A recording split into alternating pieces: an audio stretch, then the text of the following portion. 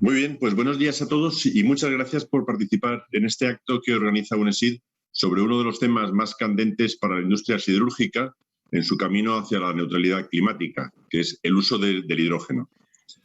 Las empresas que conforman UNESID ya expresaron su compromiso con la lucha contra el cambio climático cuando en noviembre de 2019, hace ya casi 2 años, se comprometieron a transformar sus operaciones industriales para alcanzar la neutralidad climática antes de 2050.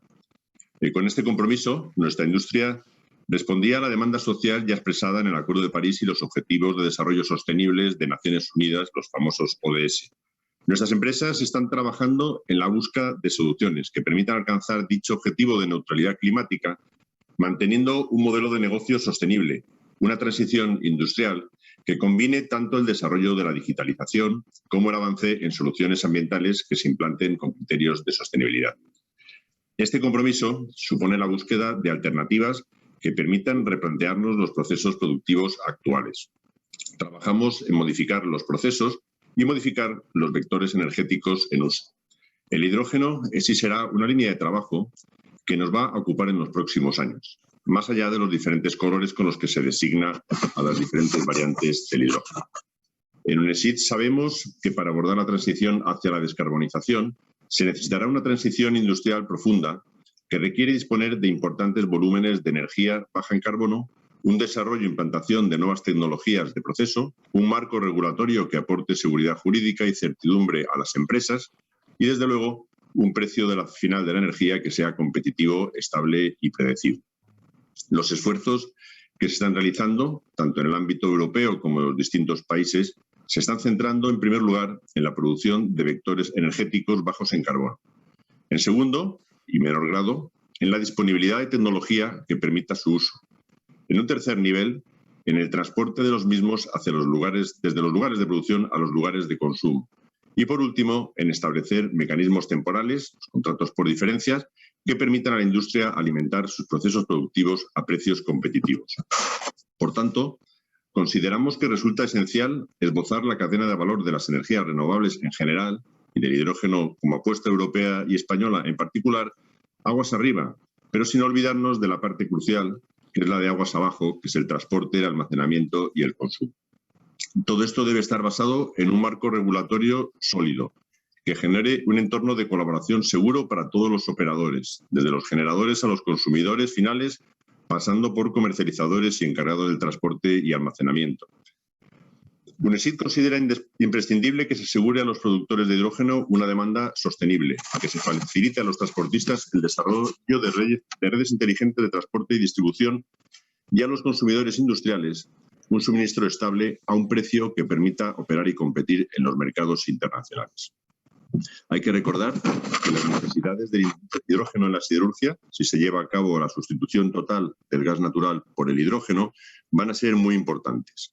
Junto con los esfuerzos que ya estamos llevando a cabo en investigación, desarrollo e innovación, necesitaremos un suministro suficiente y estable de hidrógeno en nuestras fábricas. Solo cuando se pueda garantizar un suministro estable y, desde luego, a un precio que no mine nuestra competitividad, podremos garantizar la producción de acero en carbono. Es una inversión a realizar para posibilitar esta transición a vectores renovables como el hidrógeno. Todos los involucrados tendremos que realizar importantes inversiones. Consideramos que, de cara a desplegar la hoja de ruta del hidrógeno del Gobierno, las ayudas públicas deben orientarse a todas las etapas previamente mencionadas. Sin estructura de transporte y almacenamiento, sin equipos que sean capaces de utilizar el hidrógeno de forma segura en la industria y sin capital humano debidamente formado y preparado para manipular dichas instalaciones, no será viable una transición real. No se puede centrar el apoyo público exclusivamente en ciertas etapas. En este, como en otros muchos aspectos, se necesita una visión integral para conseguir hacer realidad una industria descarbonizada. La jornada que hemos organizado hoy pretende analizar los aspectos más relevantes a considerar en la aplicación del hidrógeno en la actividad industrial, en todas las fases de la cadena de valor del hidrógeno. Componentes pertenecientes a empresas generadoras de hidrógeno, encargadas de su transporte y consumidoras de este combustible y la administración pública. Nos van a acompañar en estas jornadas unos ponentes de categoría, a los que estamos muy agradecidos por su participación, que van a presentar los motores y las barreras que rodean al hidrógeno como vector energético, clave en el proceso de descarbonización que debe abordar la industria siderúrgica, sin olvidar además el papel que el propio acero puede tener sobre la denominada economía del hidrógeno. Y sin más, termino reiterando mi agradecimiento a los ponentes por haber aceptado compartir su conocimiento con nosotros esta mañana y a todos ustedes por su participación en este acto que confío que será muy beneficioso para todos nosotros. Muchas gracias.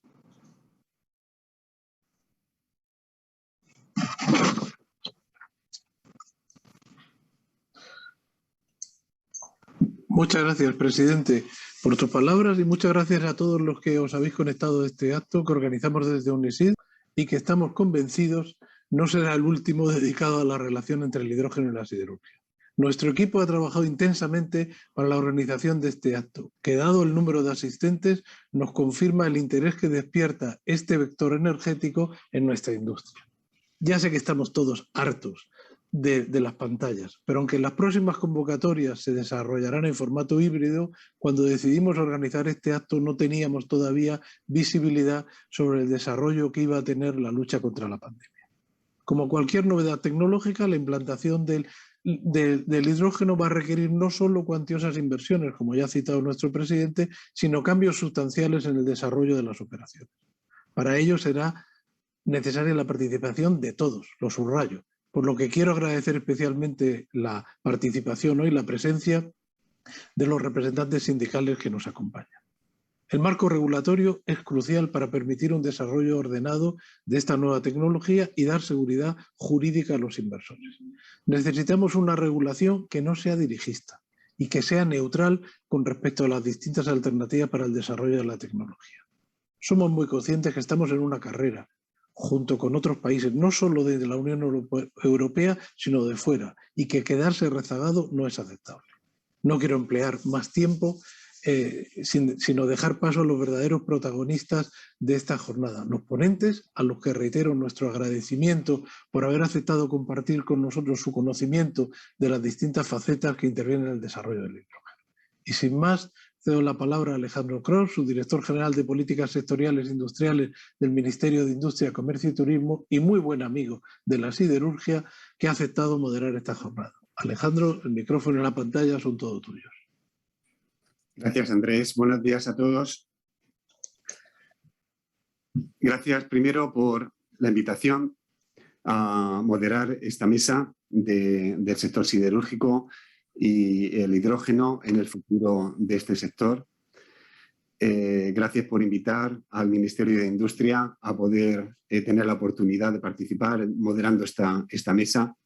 Como saben, el Ministerio de Industria lleva unos cuantos años intentando aportar su granito de arena para el impulso del hidrógeno como vector energético, por cuanto supone no solamente la descarbonización, la ayuda al reto que enfrenta los sectores industriales en nuestro país de la descarbonización en los próximos años, sino la oportunidad para tener un nuevo sector industrial que puede ser muy relevante y que es necesario también intentar impulsar y crear el tejido industrial asociado al mismo. Actualmente estamos colaborando estrechamente con el Ministerio de Transición, con el que contamos con un representante entre los ponentes hoy, pues tanto para ayudar a las empresas españolas a ir al programa de ayudas IPCEI europeo de forma que puedan llevar adelante sus proyectos estratégicos, como colaborando también en los distintos aspectos relacionados con la aplicación de los fondos del mecanismo de reestructuración y las futuras convocatorias de ayudas que pueda haber por parte de dicho ministerio, por parte de la entidad del IDAI. Y es un honor moderar esta mesa también, como decía Bernardo, pues por la categoría de los ponentes, que son muy representativos en cada uno de los eslabones de las empresas a las que pertenecen o de la administración involucrada. Y pues encantado de estar esta mañana con todos ustedes. Recordarles solamente a los ponentes que tenemos aproximadamente 15 minutos para su exposición. Es flexible, pero intentar acomodaros a ese tiempo. Recordar también a los asistentes, que creo que teníamos como más de 200 asistencias físicas, para que todos tengáis idea del interés, como os he señalado anteriormente. Recordar a los asistentes que ya desde el primer momento podéis empezar a pensar y formular vuestras preguntas a través del chat, porque iremos recogiéndolas conforme vayan interviniendo los ponentes, y al final dispondremos pues, de 20-30 minutos para canalizar esas preguntas al ponente correspondiente. Intentaremos seleccionar, si son muchas, digamos, las de interés más general, y desde este momento pues ya podéis, si queréis, escribir las mismas. Y como decía Andrés, no pierdo más tiempo, porque lo que nos interesa son las presentaciones de los ponentes y lo que nos tienen que contar. En primer lugar, nos acompaña Teresa Rasero. Teresa Rasero es ingeniera industrial por la Universidad Politécnica de Madrid. Ha cursado un Executive MBA por el Instituto de Empresa y es también PADE por el IES de Madrid. Empezó su carrera en el Instituto Madrileño de Desarrollo de la Comunidad de Madrid y luego pasó al sector energético trabajando para gas natural, hasta que se unió finalmente al grupo Air Liquide, donde ha ocupado puestos de creciente responsabilidad en distintas áreas de la empresa. Actualmente es la presidenta de Air Liquide España y es consejera de las filiales en Iberia, en actividades industriales y en actividad medicinal. Ha sido presidenta hasta hace poco de AEGE, de la Asociación de Empresas de Grandes Consumidores Energéticos, y es representante de la compañía en las distintas asociaciones de su sector en España y en Portugal. Y además es presidenta de la Comisión de Energía y Medio Ambiente del Círculo de Empresarios. Teresa, si estás preparada, cuando quieras puedes compartir, por favor, la presentación. Perfecto, muchísimas gracias, Alejandro. Muchísimas gracias a UNESID, a Bernardo, a Andrés por invitarme. Pido a todos disculpas por la voz que tengo. Os aseguro que no ha sido por una semana de fiesta, sino de no parar de hablar y de trabajar, y muy a menudo de este tema, porque los que me conocéis sabéis que soy una apasionada de la energía, de la industria, de la transición energética y por tanto también del hidrógeno. Gracias a ti, Alejandro, porque te decía antes, Andrés, que eres un amigo de la siderurgia. Yo creo que eres un amigo y un gran colaborador de toda la industria de este país, y tenemos mucho que agradecerte. No sé si ya estáis viendo mi pantalla. Espero que sí. Ahora abre. A ver, ahora. La vemos. Sí. Gracias. Perfecto, muchas gracias, Alejandro. Bueno, pues una muy breve presentación para que Andrés no se enfade conmigo. El grupo Air Liquide somos un grupo centenario, más de 64.500, pues seguro que ya seremos casi 65.000 personas, que compartimos una ambición común, que es ser líder en los gases, en tecnología y servicios para la industria y la salud, pero sobre todo un fuerte compromiso con nuestros clientes para contribuir a su sostenibilidad, a la sostenibilidad también de toda nuestra sociedad, y claramente la transición energética está en el centro de nuestra estrategia. Me vais a permitir que diga que somos un poco ya veteranos en este tema del hidrógeno. No tanto en el hidrógeno renovable, por supuesto, pero en temas de hidrógeno estamos en toda la cadena, en producción, en almacenamiento, en transporte, en aplicación, con más de 2.000 millones de ventas al año, más de 50 plantas de lo que nosotros llamamos grandes de producción de hidrógeno y CO, 300 plantas de hidrógeno, de las cuales 40 son ya electrolizadores, y a estas alturas casi unos 2.000 kilómetros de tuberías de hidrógeno. Y estamos en muchos segmentos de mercado. Si nos vamos a la siderurgia, no os voy a hablar yo de los métodos y de las tecnologías alternativas que tenéis para la reducción de carbono.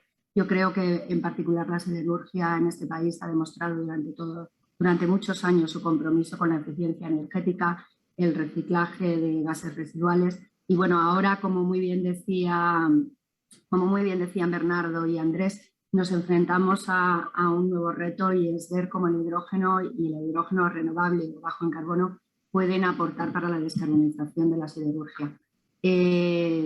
bueno, aquí si me permiten simplificar, y seguro que muchos de los asistentes a este webinar conoce esto mucho mejor que yo, pero bueno, hay 3 alternativas muy claras, ¿no?, para la fabricación de acero con bajo contenido en carbono, como es la inyección de hidrógeno en el DRI. Estamos hablando de unos 60-70 kilos de hidrógeno por tonelada para alcanzar aproximadamente un 80% de reducción de emisiones.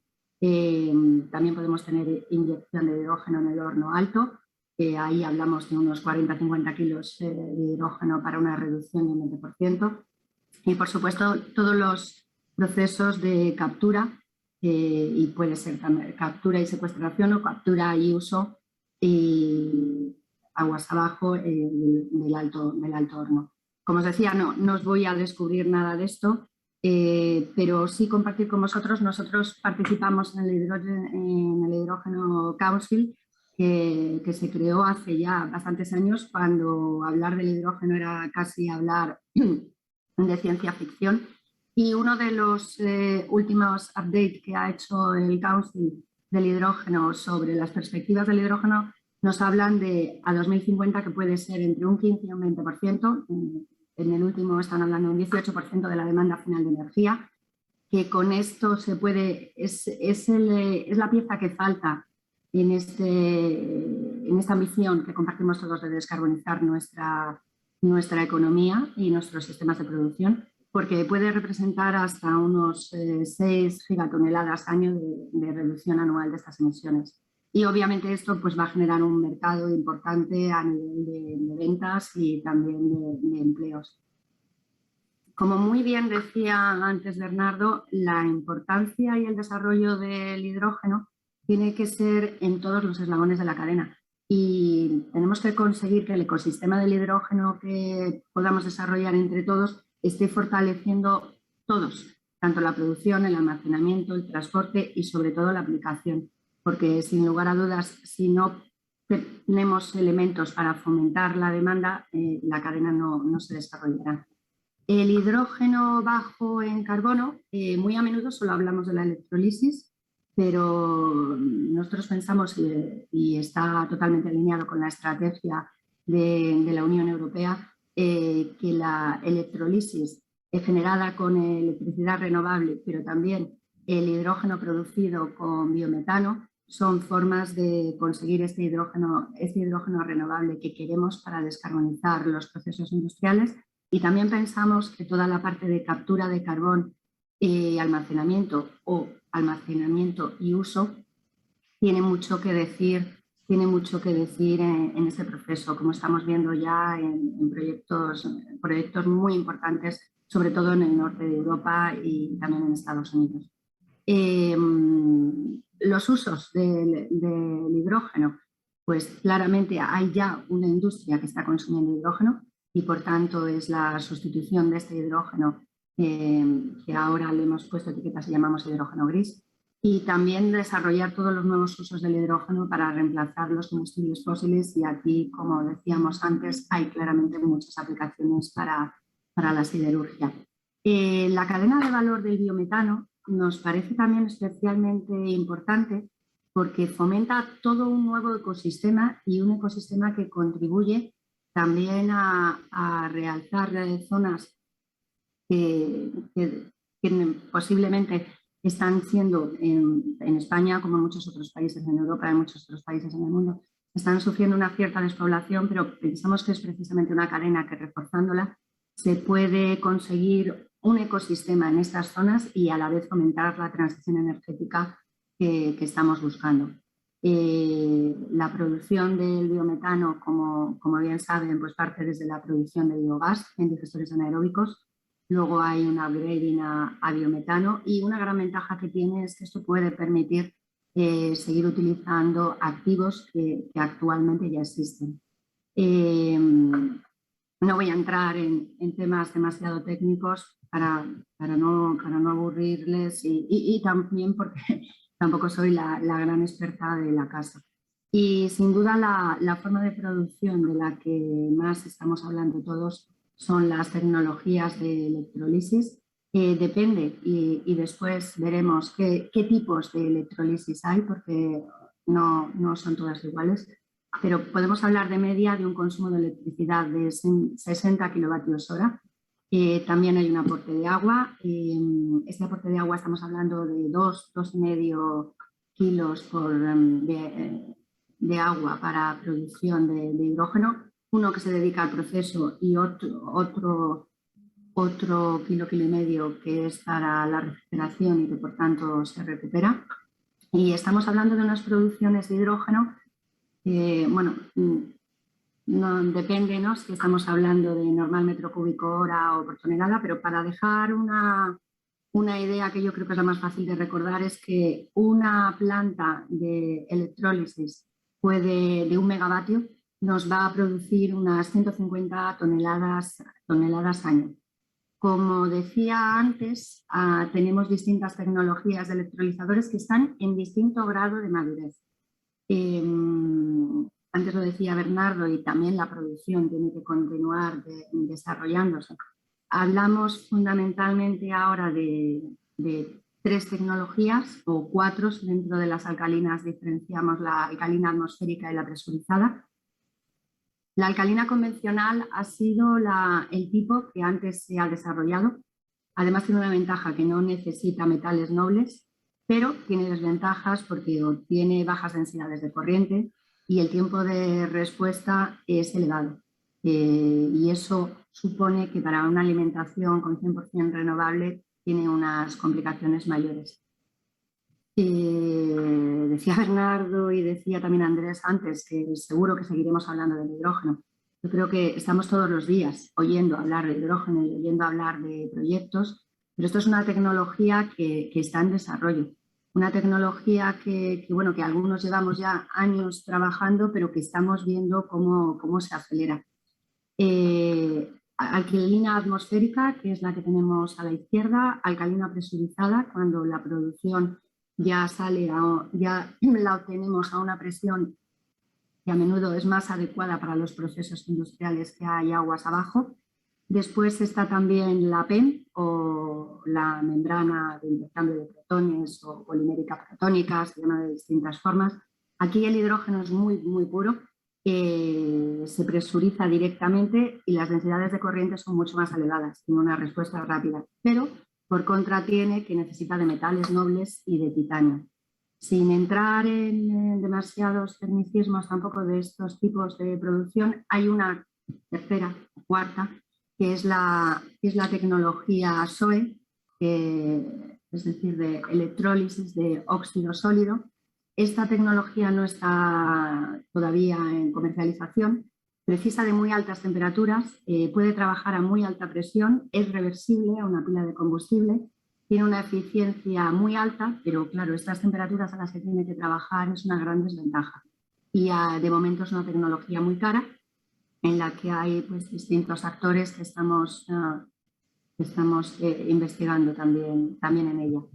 Para que tengáis una idea, los valores de CAPEX actualmente tienen una horquilla bastante amplia, también en función de cuál es la tecnología, pero claramente tiene una curva de aprendizaje. Si me permitís hablar un momento de nuestra experiencia, ya en 2017 teníamos un número de electrolizadores en funcionamiento en todo el mundo para distintas aplicaciones industriales, que lo ves en el contexto frente a otro tipo de plantas, puede parecer muy pequeño, pero desde luego era importante para lo que había en aquel momento.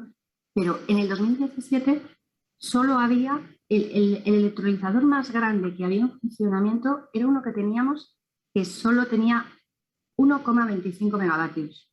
Sin embargo, 2 años después hemos arrancado en Canadá, bueno, realmente a principios del 2020 en Canadá, el proyecto PEN más grande del mundo, que es de 20, y ahora estaréis leyendo en prensa que estamos haciendo todos anuncios de proyectos muy importantes y un tamaño mayor.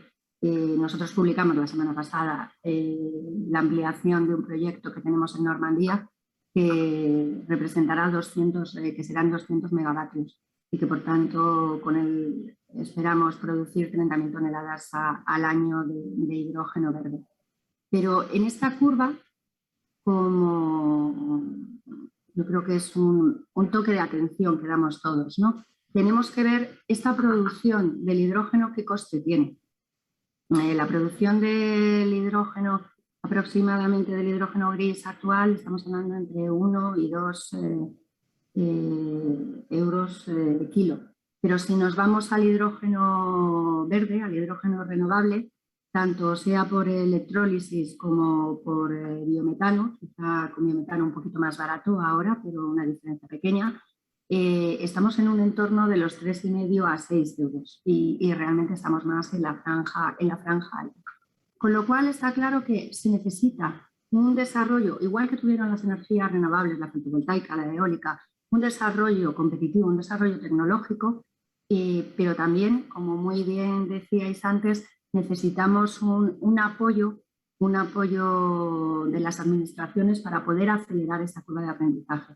Lo que esperamos es que para el 2030, sin ningún tipo de apoyo adicional, el hidrógeno empezará a ser realmente competitivo y que en este tiempo que lleva hasta llegar a ese momento y para poder acelerar la curva de aprendizaje que todos necesitamos, es precisa de ese apoyo. Pero completamente de acuerdo, como decía Bernardo, no solo un apoyo a la producción, es un apoyo en toda la cadena de valor y fundamentalmente también a la demanda, a los clientes, a vosotros. Por ver en bloques por qué pensamos que va a haber esta disminución del 60%. Y yo en esto siempre soy positiva.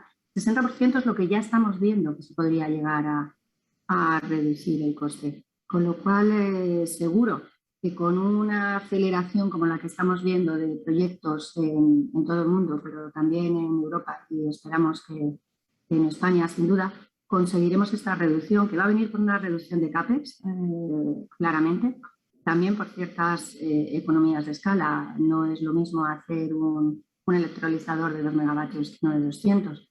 Claramente también por temas de eficiencia y por todos los temas de elementos y de curva de aprendizaje lógica y también de los costes energéticos. Y aquí entramos en un capítulo principal porque obviamente sin una energía eléctrica, como decía Bernardo al principio, competitiva y con un precio estable y predecible, es muy complicado hacer estos proyectos de energías renovables, pero sin duda también se está trabajando con fuentes renovables que cada día están disminuyendo su precio. Aquí se habla en particular de previsiones alimentadas con eólica offshore, pero ya estamos empezando a ver un rango de precios que nos sitúa en lo que esta foto nos plasmaba al principio del 2021, de un estudio de McKinsey.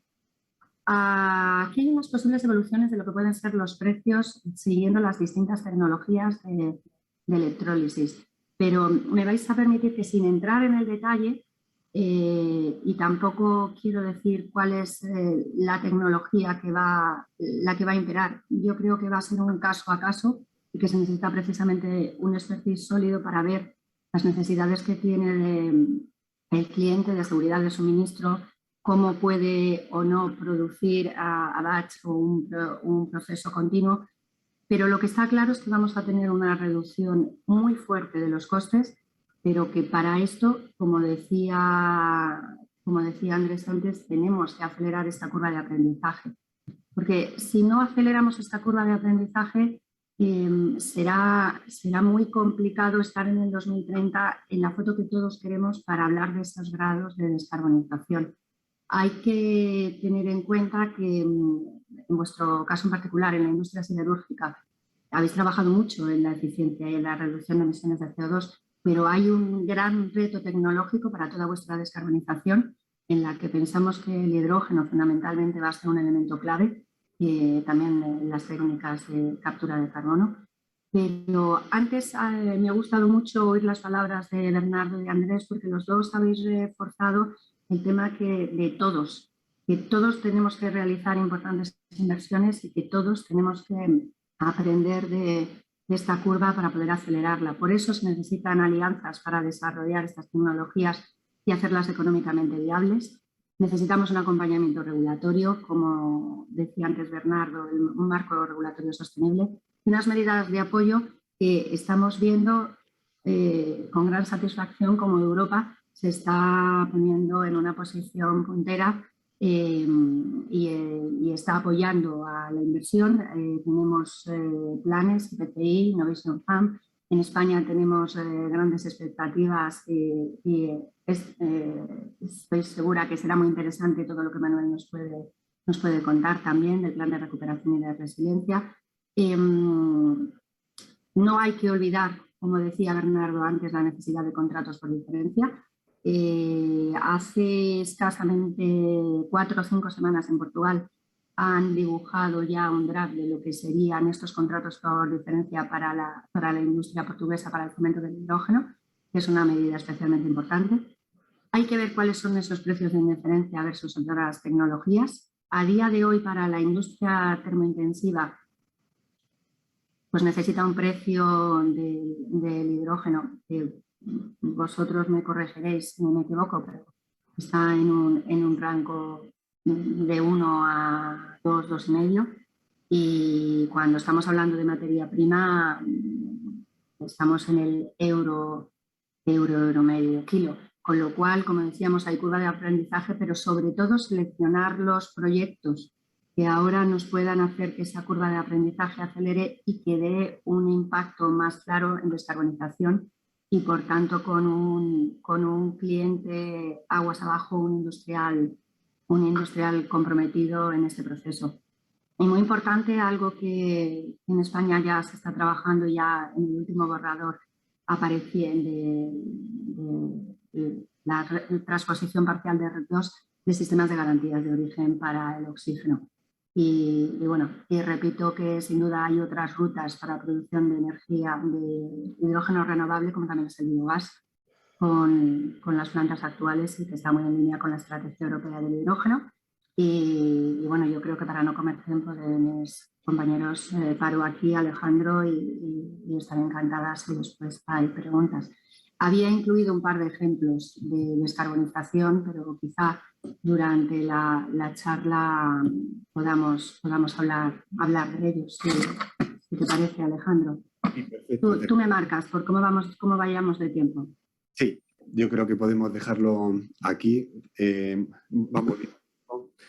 Vamos cumpliendo el horario. Muchísimas gracias por la presentación, por este repaso sobre las distintas formas de generación, la situación de la electrólisis, de las tecnologías, la situación del precio y la situación de los costes. Yo creo que ha sido una visión global que nos ha venido muy bien y muy práctica.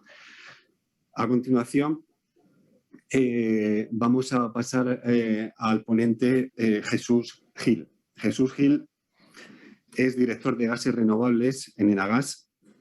Es ingeniero mecánico por la Universidad Politécnica de Madrid e ingeniero de organización industrial por la Universidad Europea de Madrid. Es máster también en gestión de proyectos y empresas energéticas por la Escuela de Negocios de Energía de Madrid. Es también Executive MBA por el IES y se unió a Enagás en el año 98 y desde entonces ha ocupado varios puestos de responsabilidad dentro de la compañía. Actualmente está dirigiendo el área de gases renovables dentro de la Dirección General de Gases Renovables y Servicios, impulsando y desarrollando diversos proyectos como nuevas soluciones claves para la transición energética.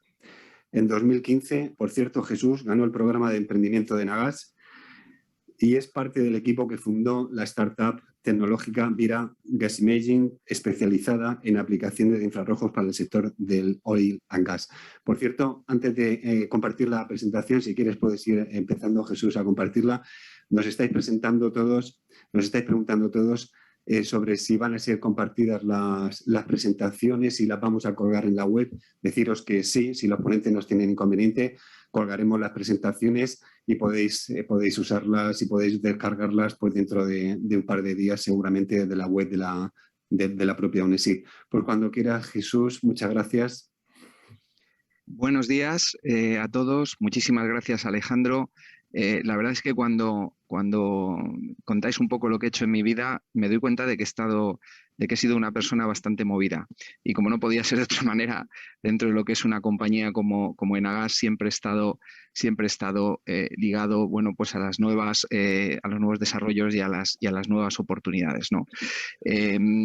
Aplicaciones del hidrógeno verde en la siderurgia, que es el tema que nos atañe hoy. Bueno, yo he preparado una presentación, ya Teresa ha venido desgranando parte de lo que yo iba a contar. A mí permitirme es 3 bloques de presentación fundamentalmente. Un primer bloque, un descriptivo de lo que es nuestra compañía Enagás, que creo que todos conocéis, con lo cual lo voy a pasar muy rápido. Un segundo bloque que estaría ya más centrado en cómo el hidrógeno verde puede contribuir a esos procesos de descarbonización en la industria siderúrgica. Y el tercer bloque, que yo creo que es el fundamental para una compañía como Enagás, es cómo una compañía que es gestor de infraestructuras y desarrollador de infraestructuras y opera infraestructuras de transporte de energía puede contribuir al desarrollo de esa economía verde del hidrógeno y hacerlo llegar hasta los usuarios finales, hasta los clientes finales, en este caso la industria siderúrgica, que es el objetivo de hoy. Bueno, simplemente y muy rápidamente, nosotros, como sabéis todos, somos gestor técnico del Sistema Gasista Español, principal compañía de transporte de gas natural en España y TSO independiente certificado por la Unión Europea.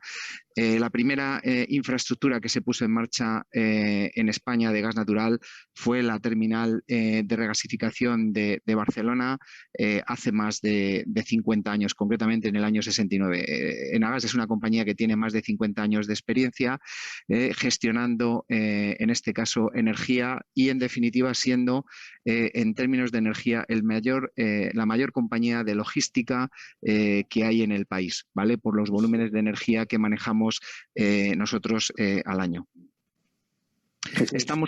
Sí. Creo que no estás compartiendo la presentación, no la vemos. A ver. Perdón. ¿Ahora sí? Ahora la vemos. Gracias, Jesús. Perdonadme. Vale. ¿La veis bien, no?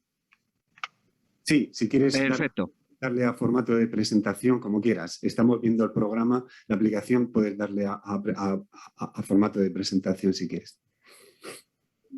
Como quieras. La voy a dejar así, Alejandro, porque si no nos vamos a entretener y no continúo.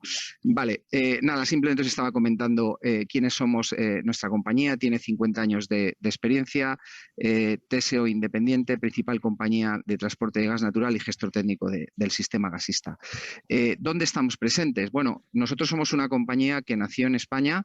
En España tenemos más de 11.000 kilómetros de gasoductos, 6 plantas de regasificación, más una en proyecto y 3 almacenamientos subterráneos actualmente operativos. Tenemos presencia en Europa a través de la iniciativa Trans-Adriatic Pipeline.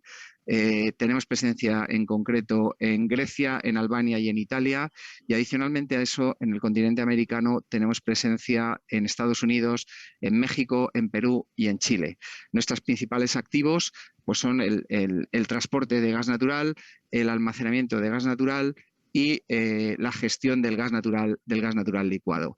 Tenemos más de 50 proyectos concretos de eficiencia energética y el objetivo último que nos ha marcado nuestro Consejo de Administración y que ha sido presentado por nuestro presidente es ser neutros en carbono al 2040. Es decir, adelantamos nuestros objetivos de descarbonización 10 años basándonos en 3 aspectos fundamentales: eficiencia energética, cultura dentro de lo que es la estructura de la compañía y el rol del gas natural y de los gases renovables dentro del futuro modelo energético español.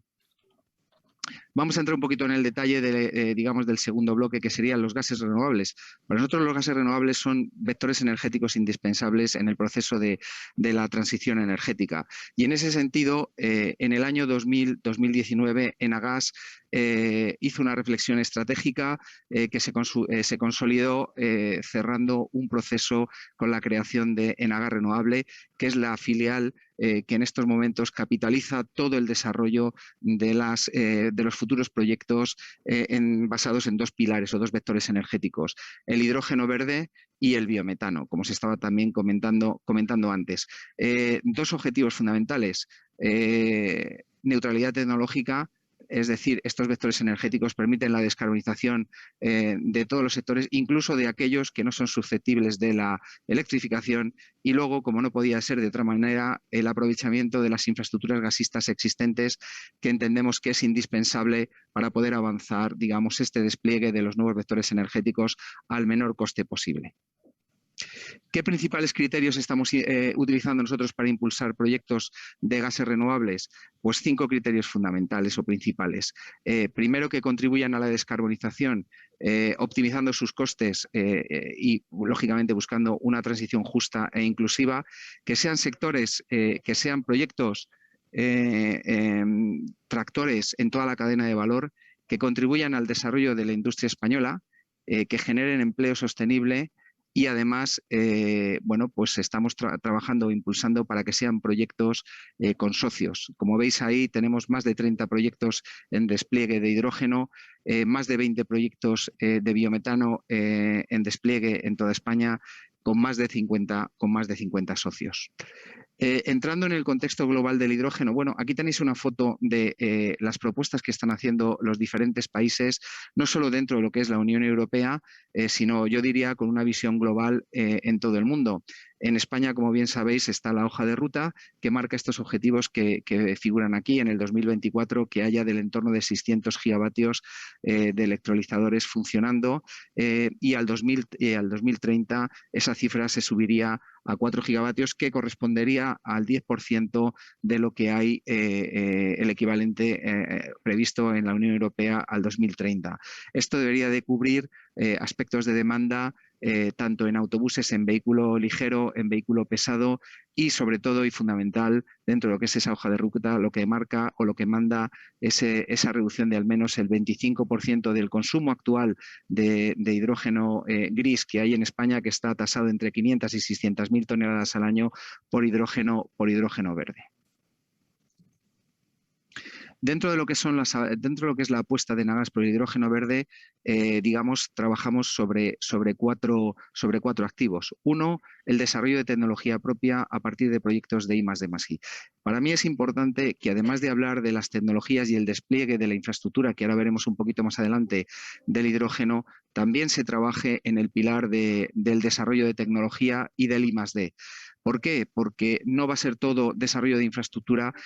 Al final, dentro de lo que es la cadena de valor y la optimización, digamos, de cualquier tecnología, si tú no tienes, digamos, la base fundamental, que es la I+D, la innovación, el desarrollo y la investigación, va a ser complicado llegar a obtener esa curva de experiencia, esa curva de reducción de costes. En ese sentido, desde Nagas estamos impulsando proyectos marca España, conjuntamente con socios, que van a permitir disponer de sistemas de producción de hidrógeno que entendemos van a ser mucho más eficientes de los que incluso se están, digamos, comentando a día de hoy, que entendemos todos que es el commodity, ¿no? El electrolizador, me da igual de la tecnología que sea, y con los objetivos de, digamos, de reducción de costes y de avance tecnológico de esas tecnologías, hay alternativas que creemos que pueden ser tanto más competitivas que lo que es el uso en sí mismo de electrolizadores, y siempre muy cercanos a la realidad de España. España, dentro de lo que es el ámbito de la electrólisis, debe de exponer que lógicamente tiene sol y tiene viento. Aprovechando esa capacidad, vamos a tratar de buscar tecnologías que no obliguen a hacer tantos intercambios entre una y otra tecnología con pérdidas de eficiencia. Eso es, de alguna manera, lo que estamos desarrollando nosotros a partir de tecnologías de fotoelectrocatálisis, en este caso con nuestro socio Repsol.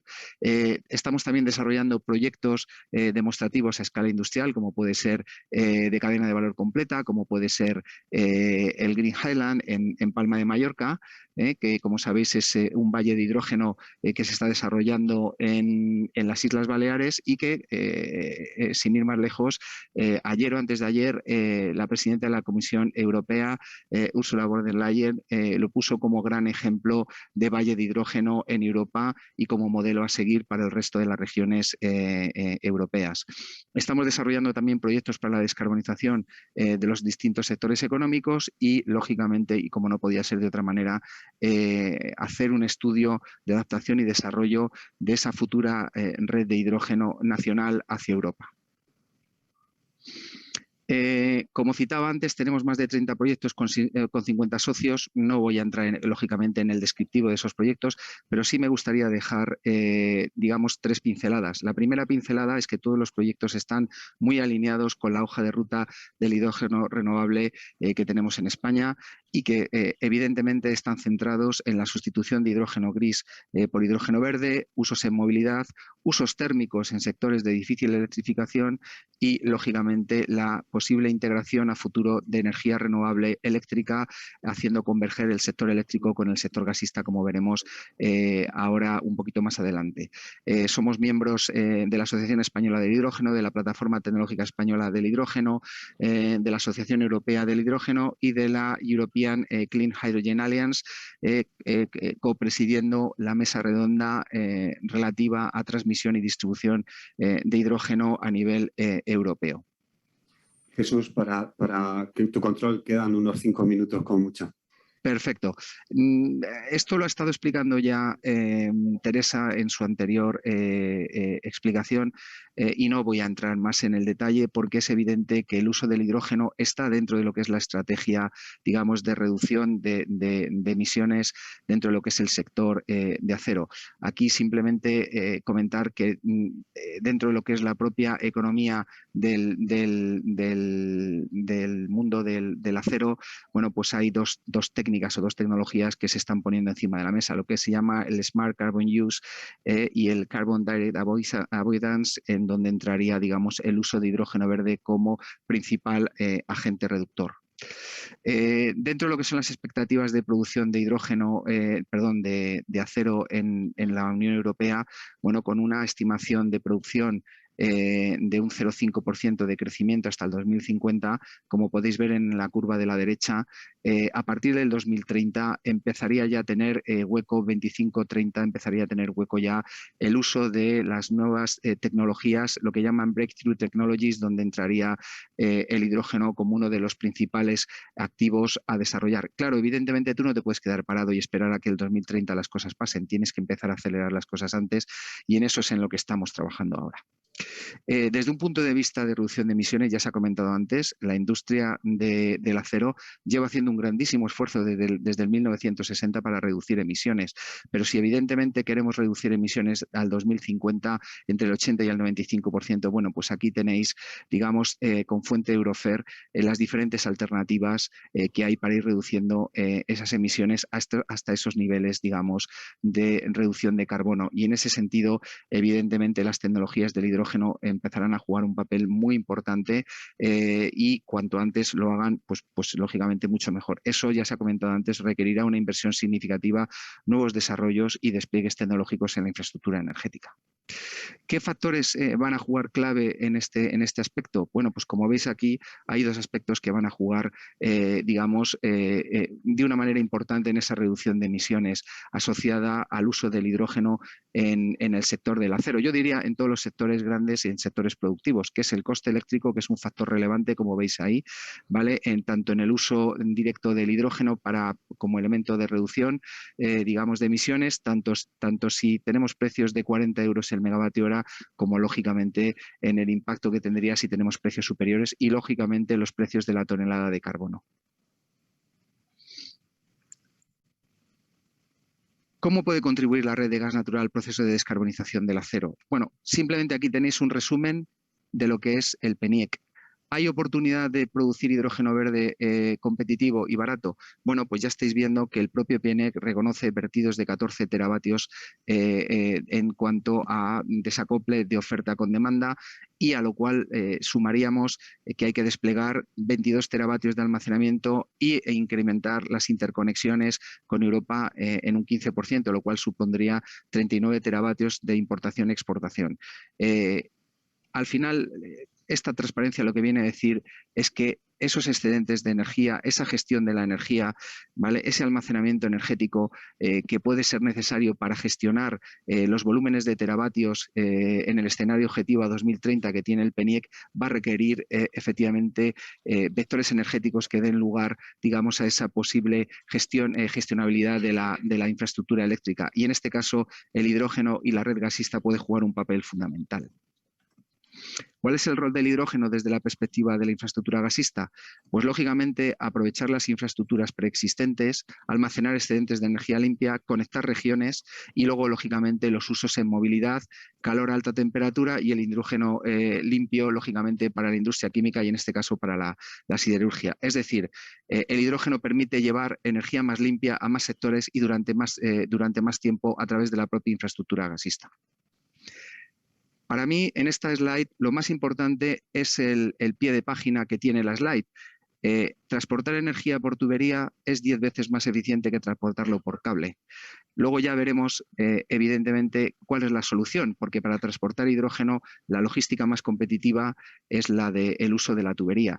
Tanto si son tuberías 100% de hidrógeno reconvertidas desde tuberías de gas natural hasta desarrollo de hidrogenoductos de nueva construcción. El hecho de que se pueda, y también se ha hablado, y es un tema que se ha comentado mucho, la posibilidad de inyectar hidrógeno en la red de gas natural, para nosotros lo vemos como un mecanismo de transición, como un fin, pero nunca como un fin, sino como un medio para ir llevando, digamos, poco a poco ese hidrógeno a los consumidores finales. Y para eso, lógicamente, los sistemas de garantías de origen y certificados verdes han de jugar un papel fundamental y clave para esa trazabilidad de esa energía. Dentro de lo que es el Hydrogen Act, bueno, pues ahí veis un poco todo el despliegue de las tecnologías del hidrógeno y la infraestructura del hidrógeno, cómo se visualiza al 2025, 2030 y 2050. Al final lo que se ve es que se requerirá una red de infraestructuras logísticas por tubería que sea del mismo tamaño y de las mismas proporciones de la que tenemos actualmente en la infraestructura gasista. Por eso, de alguna manera, nosotros nos embarcamos en el proyecto para el desarrollo del European Hydrogen Backbone, donde en definitiva pues permite conectar 11 países con una infraestructura de hidrógeno dedicado que permitirá conectar puntos de producción con puntos, digamos, de consumo con una logística lo más eficiente posible. Ahí veis las estimaciones de coste por kilogramo por cada 1000 kilómetros de tubería desplegada. Es decir, el impacto que tendría la logística en el consumo del hidrógeno final sería muy reducido al 2040 si esta red de grandes infraestructuras de hidrógeno se despliega como efectivamente los TSOs gasistas pensamos que tiene sentido en Europa. Para que esto pase, ¿qué aspectos son fundamentales? Bueno, pues hay, digamos, 4 o 5 aspectos que son fundamentales. Hay que ir desarrollando, lógicamente, un marco jurídico y regulatorio para la calificación de hidrógeno verde. Ahí ya se ha comentado algo al respecto. La Directiva de Renovables, RED II y el acto delegado van a marcar, por ejemplo, cómo se tiene que considerar ese hidrógeno verde y las casaciones de esa energía, digamos, que se va a utilizar para convertirla en hidrógeno. Si vamos a buscar casaciones mensuales y se van a buscar casaciones instantáneas. Ese tema, ese marco jurídico regulatorio es necesario irlo aclarando para que lógicamente el hidrógeno pueda ser lo más competitivo posible. Desde un punto de vista de las infraestructuras de transporte, lógicamente hay que ir dándole contexto a todo esto y evidentemente hay que ir adaptando, en este caso, el reglamento de redes y acometidas de gases combustibles, y no olvidemos que el hidrógeno es un gas combustible. Habría que irlo adaptando no solo al combustible que hay actualmente, como sería el gas natural o los gases licuados del petróleo, sino también al uso y adaptación, digamos, de la normativa que tenemos actual para el gas natural, en este caso adaptada para el hidrógeno, o adoptar claramente las mejores prácticas como pueden ser los códigos americanos, en este caso como en su día se hizo con la red de gas natural. Hay aspectos fundamentales como es la ley de prevención de control integrado de contaminación y los aspectos de evaluación de impacto ambiental en las tramitaciones administrativas de las plantas de electrólisis, que es importante también revisarlas porque actualmente se consideran como plantas de químicos y lógicamente la complejidad de tramitar una electrólisis que en definitiva lo que tiene es entrada de agua, entrada de electricidad y salida de hidrógeno y como producto, digamos, residual sería oxígeno, pues evidentemente complejiza mucho la cosa como está ahora mismo todo digamos, el proceso de tramitación ambiental.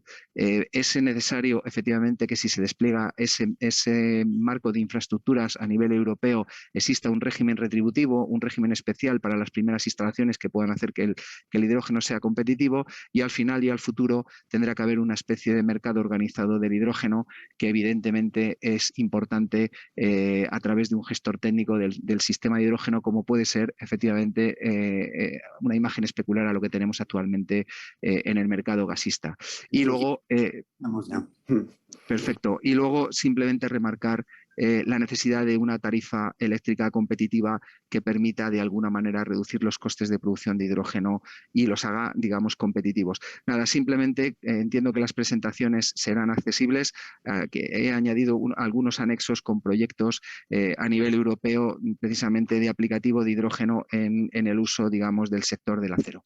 Por mi parte ya he acabado la presentación. Alejandro. Muchas gracias, Jesús. Perdona las interrupciones. Nada. Gracias.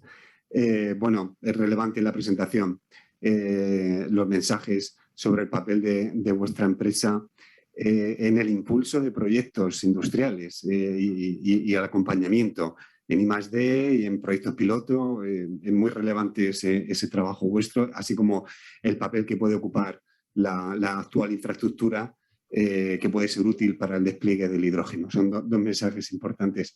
Bueno, sin perder más tiempo, si me permiten... no, espérate, primero voy a desconectar. A ver, hay un micrófono por ahí abierto. Vamos a dar paso al tercer ponente. El tercer ponente es Manuel García. Manuel es director general de Política Energética y Minas en el Ministerio de Transición, en la Secretaría de Estado de Energía. Es ingeniero industrial de ICAI, en especialidad electricidad, y es máster en Public Administration por la Harvard Kennedy School of Government y pertenece al cuerpo de ingenieros industriales del Estado desde el año 2005. En el sector privado, previamente ha trabajado en diversas empresas de ingeniería y consultoría, y luego en la administración ha ocupado diversos puestos desde consejero técnico, asesor, ha sido director de gabinete de la Secretaría de Estado de Energía, ha sido vicesecretario general técnico, ha sido secretario general técnico del Ministerio, y desde octubre del 2018 y hasta su nombramiento como actual director general de Política Energética y Minas fue también subdirector general de Energía Eléctrica en el Ministerio de Transición. Es miembro del Consejo de Administración de varias entidades y empresas públicas como en IDAE, en CORES, en DDI, en Aquanor, Sepides o en RESA. Y así también es miembro del patronato de la Escuela de Organización Industrial, de la EOI, y del Foro de Marcas Renombradas.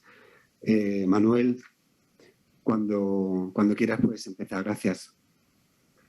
Hola, muy buenos días. Espero que se me vea y escuche bien. Perfectamente. Y que veáis también la presentación.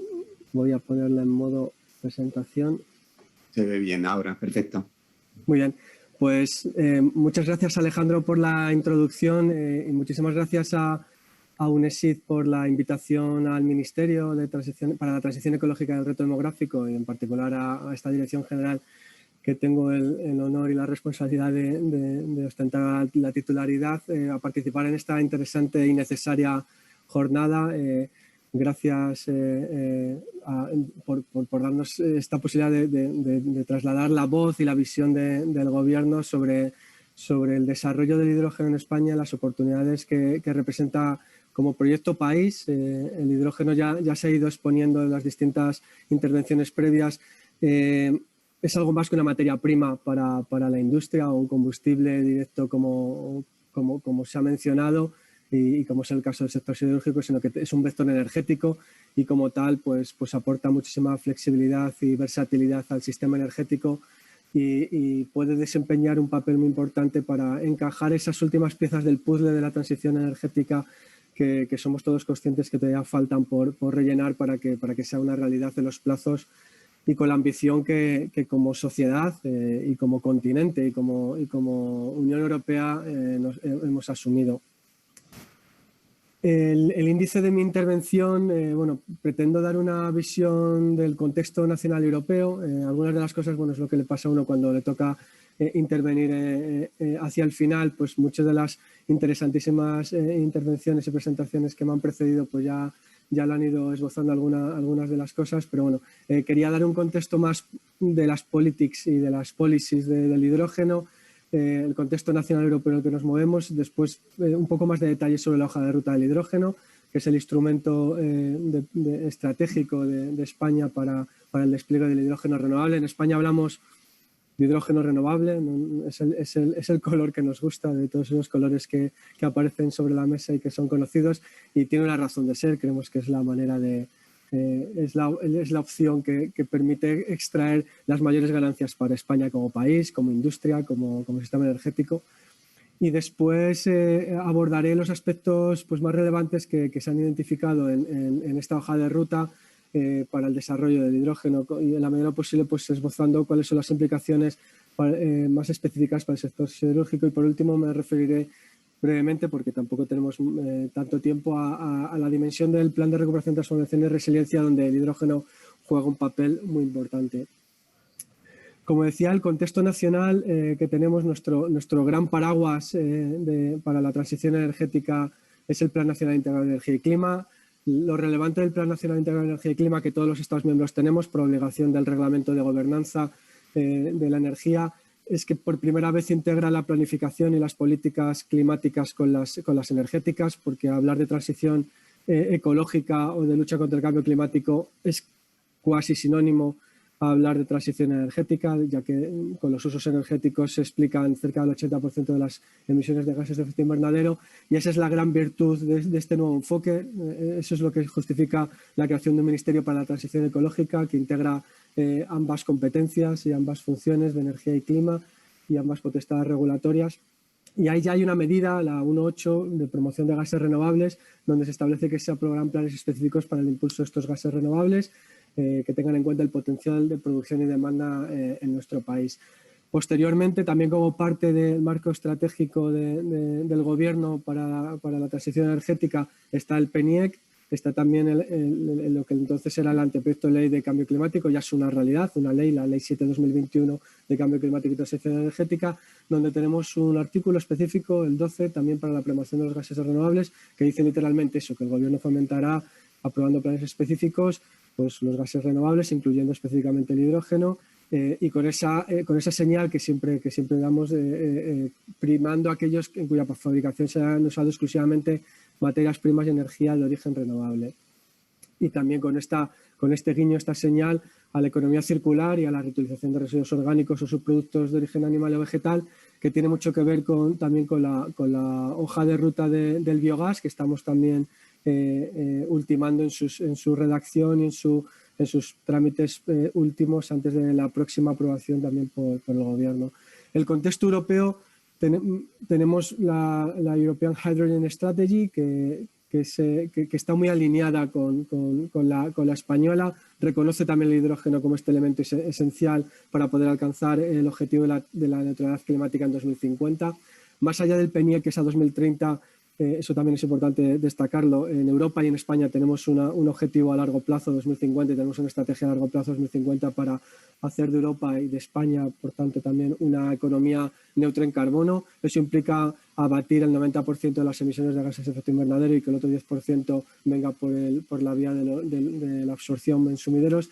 Y, por tanto, de Europa cuelga esa estrategia europea, y más recientemente, como consecuencia del European Green Deal, con la nueva comisión bajo la presidencia de la presidenta von der Leyen, se presentó, como bien sabrán todos ustedes, el paquete Fit for 55, que es un paquete legislativo que lo que busca es adaptar la legislación europea al objetivo de incremento de ambición climática, de reducir en el año 2030 las emisiones de gases de efecto invernadero en un 55%, frente al objetivo inicial, que era el 40% del Clean Energy for All Europeans Package, y por tanto eso implica darle una vuelta de tuerca a una serie de instrumentos legislativos, directivas como la de renovables, que está en revisión ya. Casi todos estos instrumentos del Fit for 55 son muy relevantes para la industria, para el sector siderúrgico, no solo por lo que afecta al hidrógeno, sino por otros muchos ámbitos. Pero bueno, en lo que nos ocupa hoy, la revisión de la Directiva de Energías Renovables, El reglamento y la directiva de gas natural, el paquete de gas natural es muy relevante, tiene mucho que ver con lo que ha comentado Jesús Gil respecto a los primeros pasos hacia la creación de un mercado del hidrógeno de escala europea.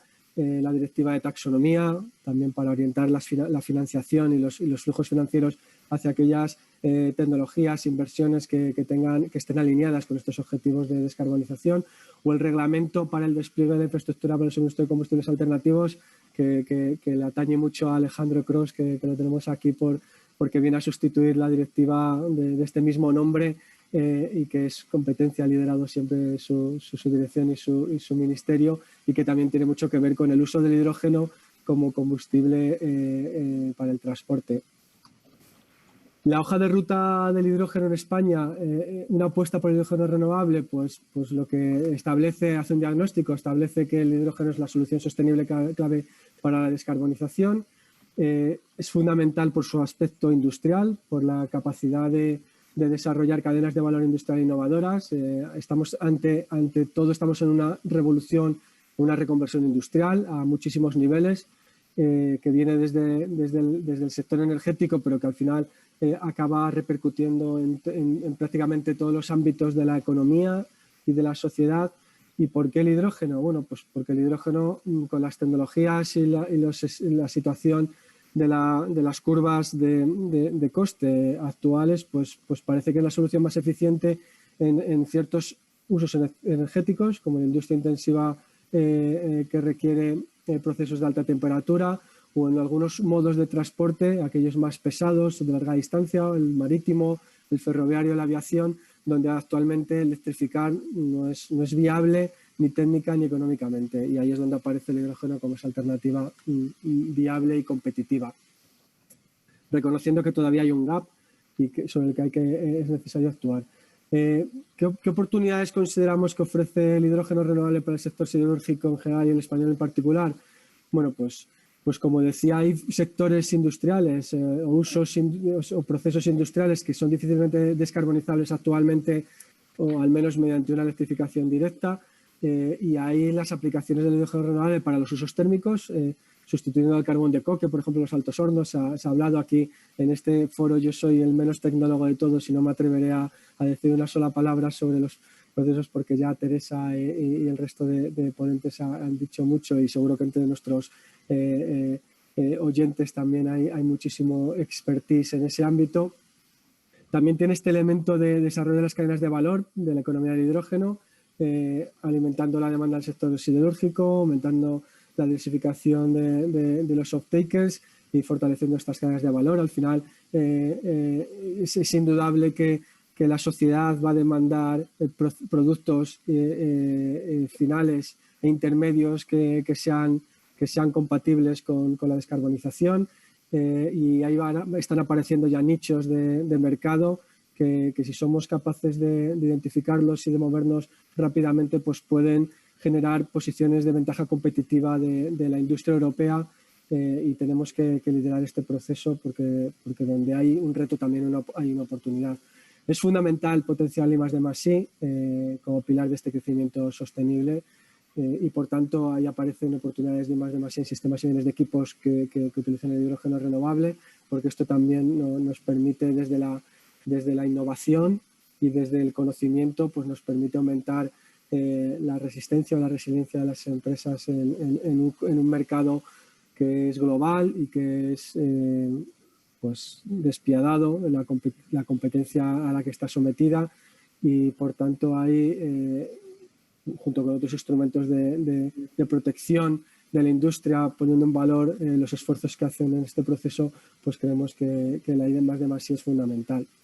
Después, con una perspectiva más general, más global, pues nos permite, como se ha comentado también, una mayor penetración de renovables, porque el hidrógeno como vector energético, no tanto como materia prima, como combustible, pues es un vector energético que te permite almacenar energía y aprovechar esos vertidos, esos excedentes de producción que tienen las renovables, que tienen una producción estocástica, intermitente, no gestionable o no predecible en el medio y largo plazo, y vamos a necesitar almacenamiento estacional, almacenamiento diario, y ahí el hidrógeno aparece como una oportunidad para maximizar y para optimizar la utilización y el parque de renovables que según el PNIEC se tiene que incrementar en unos 60 gigavatios de nueva planta de renovables, fundamentalmente eólica y fotovoltaica, pero también otras tecnologías renovables hasta el 2030.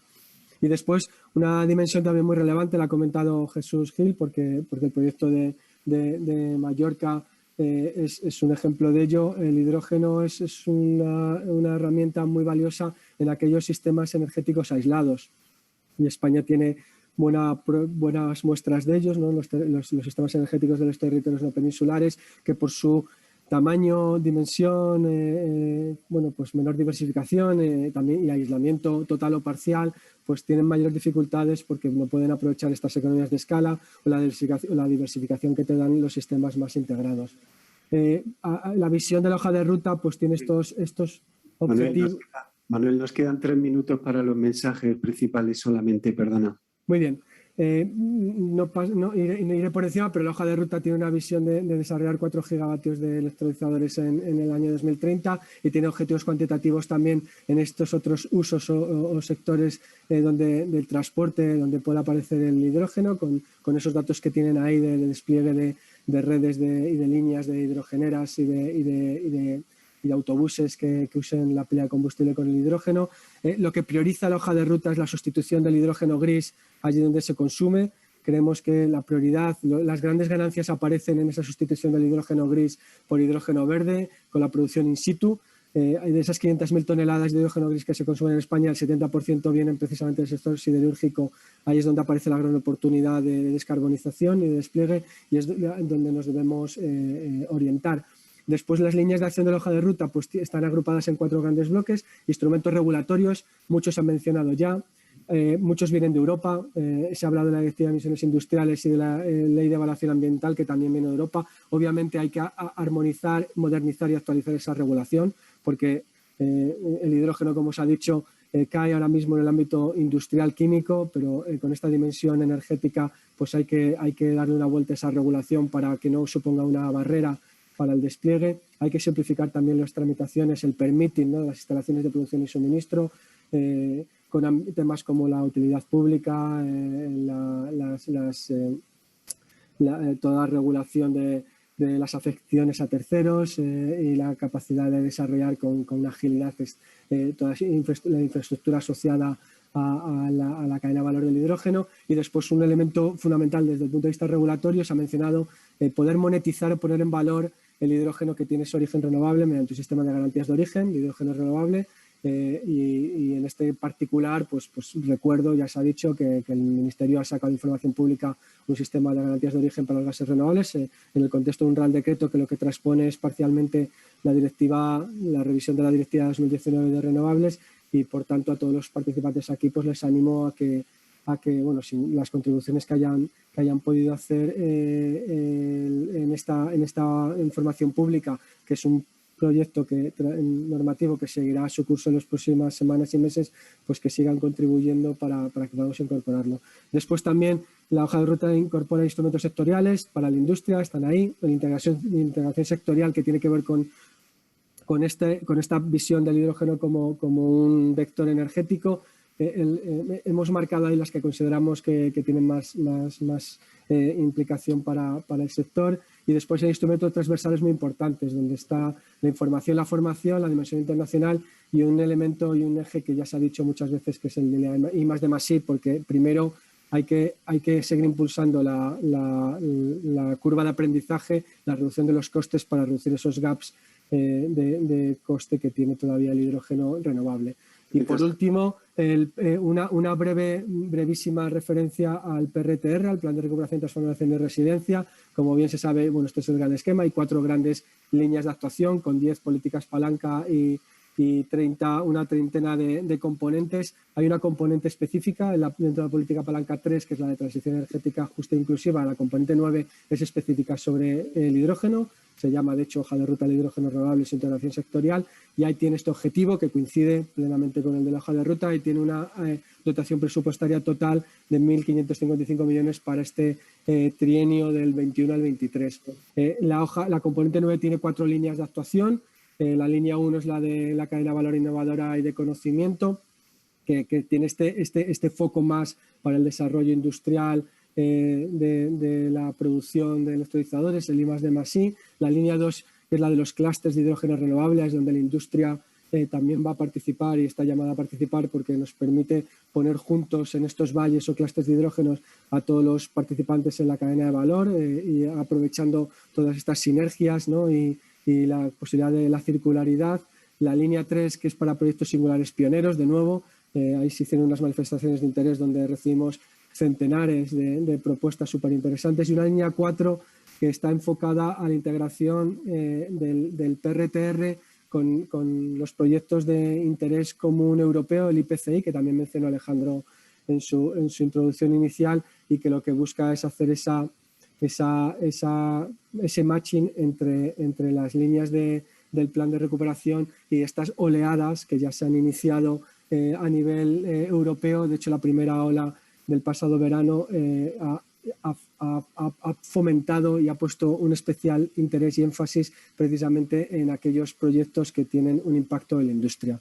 Esto es todo lo que tenía que contar. Agradezco de nuevo la invitación y quedo también emplazado al trámite final de preguntas y respuestas. Muchas gracias. No, Manuel, agradecerte a ti la presencia, que sabemos que, bueno, en estos días no estás muy sobrado de tiempo y yo creo que el esfuerzo que has tenido para asistir hoy es digno de agradecer, de verdad. Es un placer, muchas gracias. Bueno, nuestro siguiente ponente es Martin Pei. Martin Pei, good morning, Martin. Martin Pei es vicepresidente. Buenos días, Martín. Es vicepresidente ejecutivo y director de tecnología en la empresa SAP. Tiene un largo historial en la industria de la minería y de los metales. Se ha especializado en las áreas de I+D+I, negociación, ventas, negocios internacionales, manufactura, en gestión de cambios o en ventas internacionales.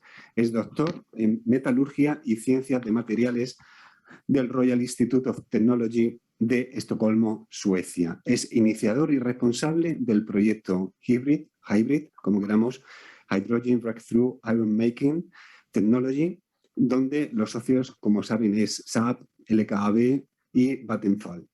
Es presidente del Consejo de Hybrid Development y es miembro también de la Real Academia Sueca de Ciencias de la Ingeniería desde el año 2017. Martin, the floor is yours. Thank you.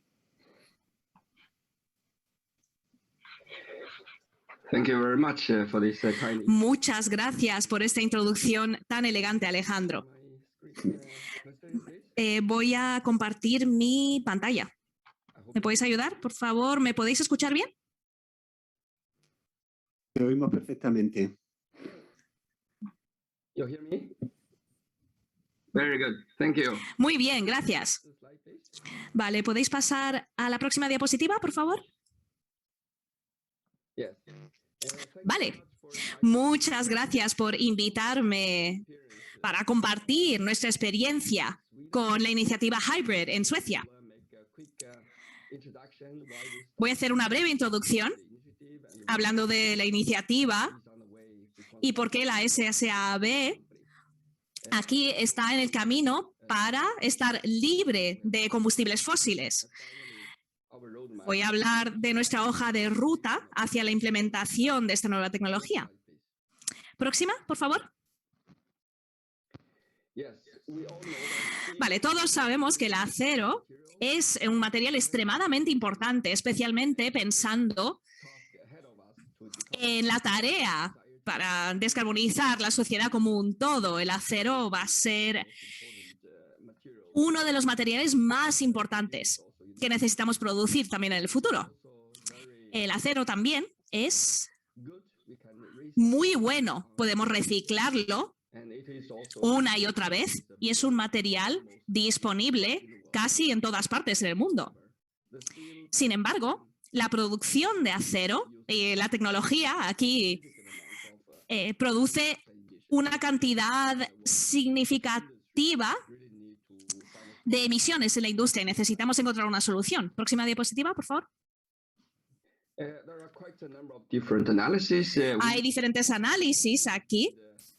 En SSAD hemos hecho un estudio en 2015 Y nos hemos dado cuenta que si la industria de acero globalmente debe pagar su cuota para reducir las emisiones y la industria necesita recortar las emisiones en 2,8 mil millones de toneladas por año a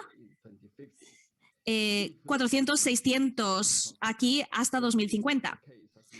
Esto no es el caso, como bien sabemos. Como se puede ver aquí en el gráfico, la previsión de del consumo global va a crecer significativamente. Por suerte, la mayor porción de este crecimiento va a venir de chatarra reciclable. Pero aún así, la base anual se prevé que continúe creciendo. En conclusión, la industria de acero debe desarrollar tecnologías de innovación para producir el acero desde el minerio de hierro. Voy a mostrar ahora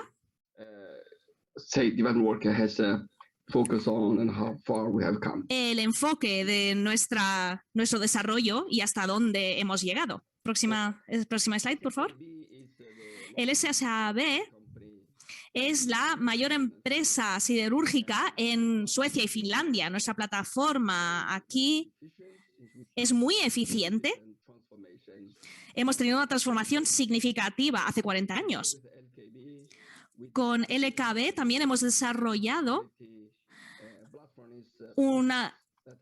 unos pellets de mucha alta calidad aquí en Altos Hornos. 5 blast furnaces we have in Sweden and Finland with this 100% of such iron ore pellets. So the blast furnaces we are running la plataforma todo lo que estamos haciendo está muy cerca de todo lo que es posible con esta nueva tecnología. Aquí la siderurgia sigue siendo. Aquí tenemos 10% de las emisiones de CO2 en Suecia y Finlandia. Pero aquí Suecia tiene un buen punto de principio y tiene un exceso de capacidad de producción de electricidad.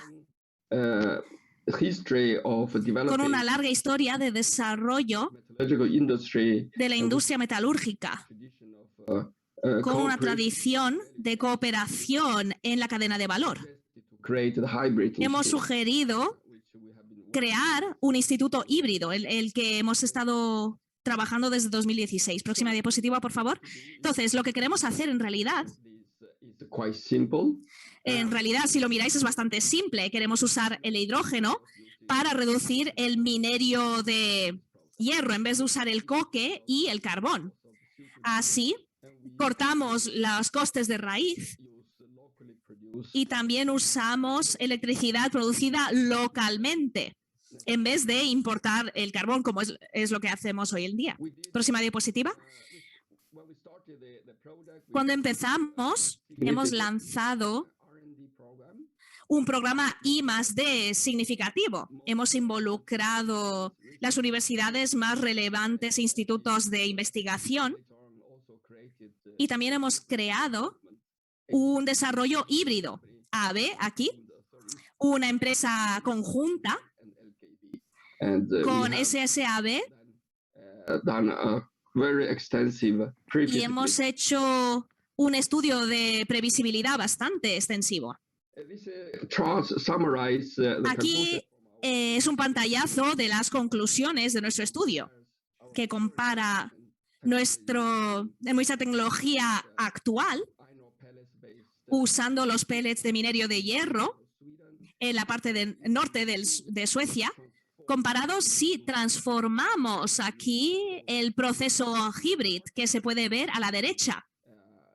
main consumption figures and y las cifras principales de consumo aquí, la idea que tendríamos.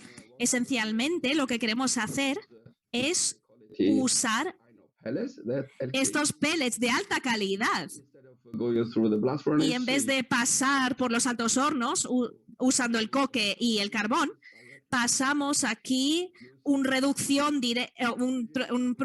producción directa de reducción usando el hidrógeno, la electrólisis. Hemos escuchado un análisis muy interesante previamente en esta conferencia.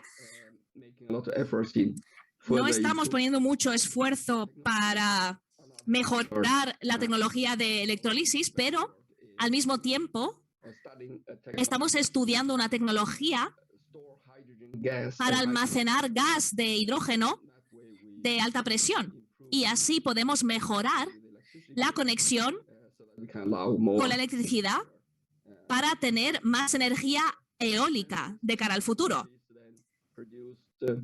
Y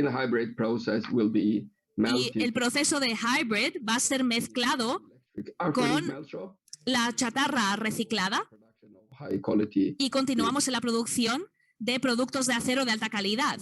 Nuestra evaluación en 2018 era que esta tecnología técnicamente es viable y también económicamente es atractivo, porque nos parece que la producción de electricidad usando fuentes renovables en el futuro se va a desarrollar más. Entonces vamos a tener costes menores y el coste de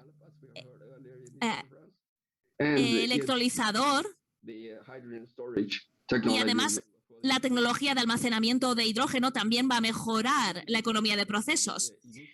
También creemos que los costes de emisión de dióxido de carbono van a subir.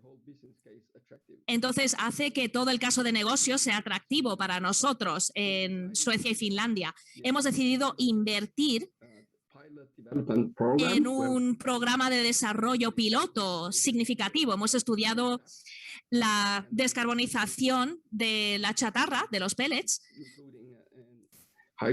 y también hemos incluido una planta y podéis ver también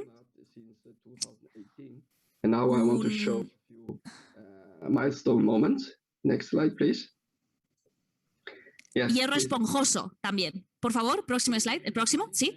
Hemos tomado la decisión de construir una planta piloto aquí, hybrid. Ha sido una ceremonia de vanguardia aquí con el primer ministro sueco. Hemos empezado la construcción en junio de 2018. Próximo slide, por favor. Y aquí la planta se inauguró en verano de 2020. Tardamos 2 años.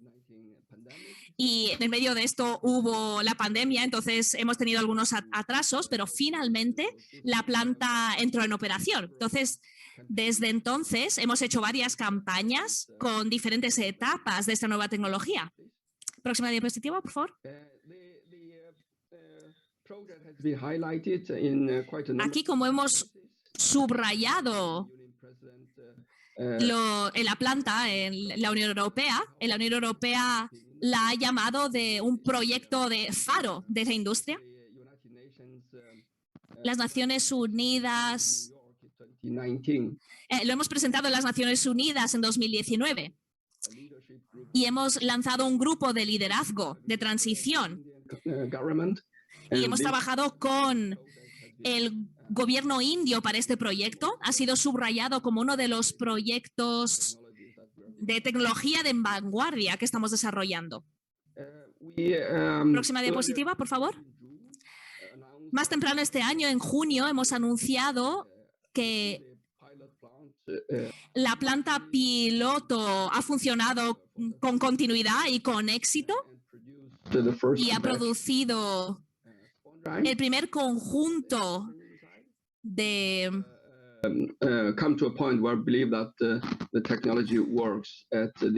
hierro esponjoso. Próxima diapositiva. Hemos usado una parte de hierro esponjoso aquí para hacer productos que han sido entregados a un grupo en agosto de este año, perdón. Próxima diapositiva.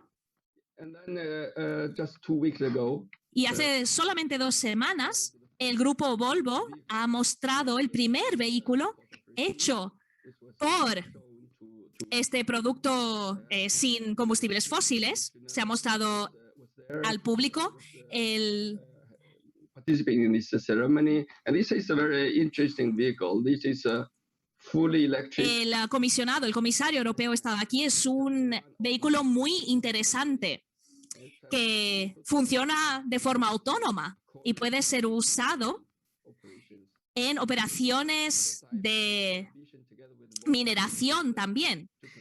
Aquí nuestra misión con el grupo Volvo es hacer un número limitado de este tipo de producto y otros tipos de producto que queremos mostrar dentro de esta planta en los años venideros. Eso es lo que podemos producir, porque no es una instalación de producción realmente. Próxima diapositiva. Y ahora quiero hablar de nuestros planes. El plan es escalar esta tecnología. El primer paso va a ser la construcción de una demostración de una planta híbrida aquí en el norte de Suecia, en Gällivare, la ciudad Gällivare, en que hemos empezado el proceso. Queremos construir una instalación que produce 1,35 millones de toneladas de hierro esponjoso por año, usando pellets del LKB que también van a ser producidos sin usar combustibles fósiles. Hay mucho trabajo que hacer antes de eso. Van a apoyarnos con electricidad que no viene de combustibles fósiles, incluyendo... Hemos empezado la transformación de la planta que está en el sur de Estocolmo, en que tenemos 2 hierros altos, hornos altos. Nuestro plan es transformar este sitio y construir altos hornos con electricidad. Vamos a producir acero y productos pesados también. Vamos a enviar parte del volumen al sitio del norte. Suministrar los productos a clientes selectos. Además del grupo Volvo, hemos entrado en asociaciones con coches Volvo, también otra empresa, y Mercedes-Benz. Tenemos un compromiso muy sólido hacia la descarbonización. Y también estamos trabajando con otras empresas, especialmente en los segmentos de construcción. Están esperando que salgan nuestros productos al mercado. Pensamos hacer estas entregas comerciales a partir de 2026. Próxima diapositiva. Y finalmente aquí un resumen de lo que hemos conseguido hasta ahora y nuestro plan de cara al futuro. Hemos empezado el híbrido en 2016, estamos en el medio de estudio de viabilidad con ensayos de plantas piloto y el almacenamiento de hidrógeno. Aquí esta planta de almacenamiento está siendo construida. Vamos a empezar a hacer el test de este piloto en el segundo trimestre del año que viene, vinculado a la planta de producción de hidrógeno. Estamos construyendo el almacenamiento de hidrógeno, que es un desarrollo muy emocionante. Además de la planta, otras plantas. Y siguiendo la transformación de SSAB, nuestro plan es continuar el percurso para que antes de 2045 planeamos cerrar los altos hornos en las 2 plantas en Finlandia. Antes de 2045, la SSAB quiere volverse una empresa de acero completamente sin combustibles fósiles. Todos estamos comprometidos a este target muy ambicioso. Me parece que eso concluye mi presentación. Muchas gracias por su atención. Y voy a estar muy feliz de responder a las preguntas en la sesión de preguntas y respuestas. Gracias. Muchas gracias, Martín. Muy interesante y comienzo precisamente con usted, con la primera pregunta, que lo que precisamente nos señala es que ha sido una exposición y un proyecto realmente interesante y pregunta concretamente cuál es la capacidad exacta de la planta piloto y cuáles han sido las empresas, los socios que han aportado la tecnología en el reactor de la planta piloto. Gracias, Martín. Oh yes, the pilot plant is dimensioned for 1 ton of spawn dry. La planta está pensada para procesar 1 tonelada por hora y de hecho va a tener una capacidad muy segura. Así que hemos realizado una serie de campañas. De hecho, tenemos una de las campañas que estamos realizando y hemos visto unos resultados muy prometedores. Además de producir ese acero esponjoso, también hemos hecho ensayos de electrólisis con el Instituto Siderúrgico y hemos empezado a producir acero precisamente utilizando ese acero esponjoso. Y uno de los aspectos más importantes que hemos probado ha sido utilizar el hidrocarbono, porque para hacer el acero necesitamos también carbono. Así que hemos trabajado conjuntamente con muchos proveedores de tecnología que nos han permitido crear estos ensayos pilotos. Por ejemplo,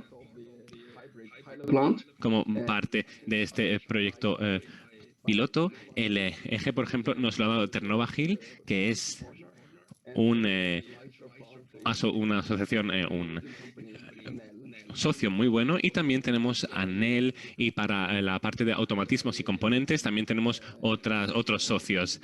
No podría nombrarlos todos, pero estoy muy agradecido por toda la colaboración que hemos recibido por parte de nuestros proveedores y socios. Gracias, Martín. La siguiente pregunta, aunque yo creo que ha sido recogida rápidamente al final de la presentación, hemos ido quizá un poco rápido, pero es para Manuel y quizá merece la pena un poco más de explicación aprovechando esta pregunta. Es en relación a las ayudas a los PERTES, una pregunta que señala que hasta ahora no parece que hayan aparecido ayudas o que los PERTES no hayan ido dirigidos exactamente a ayudar en esta transformación.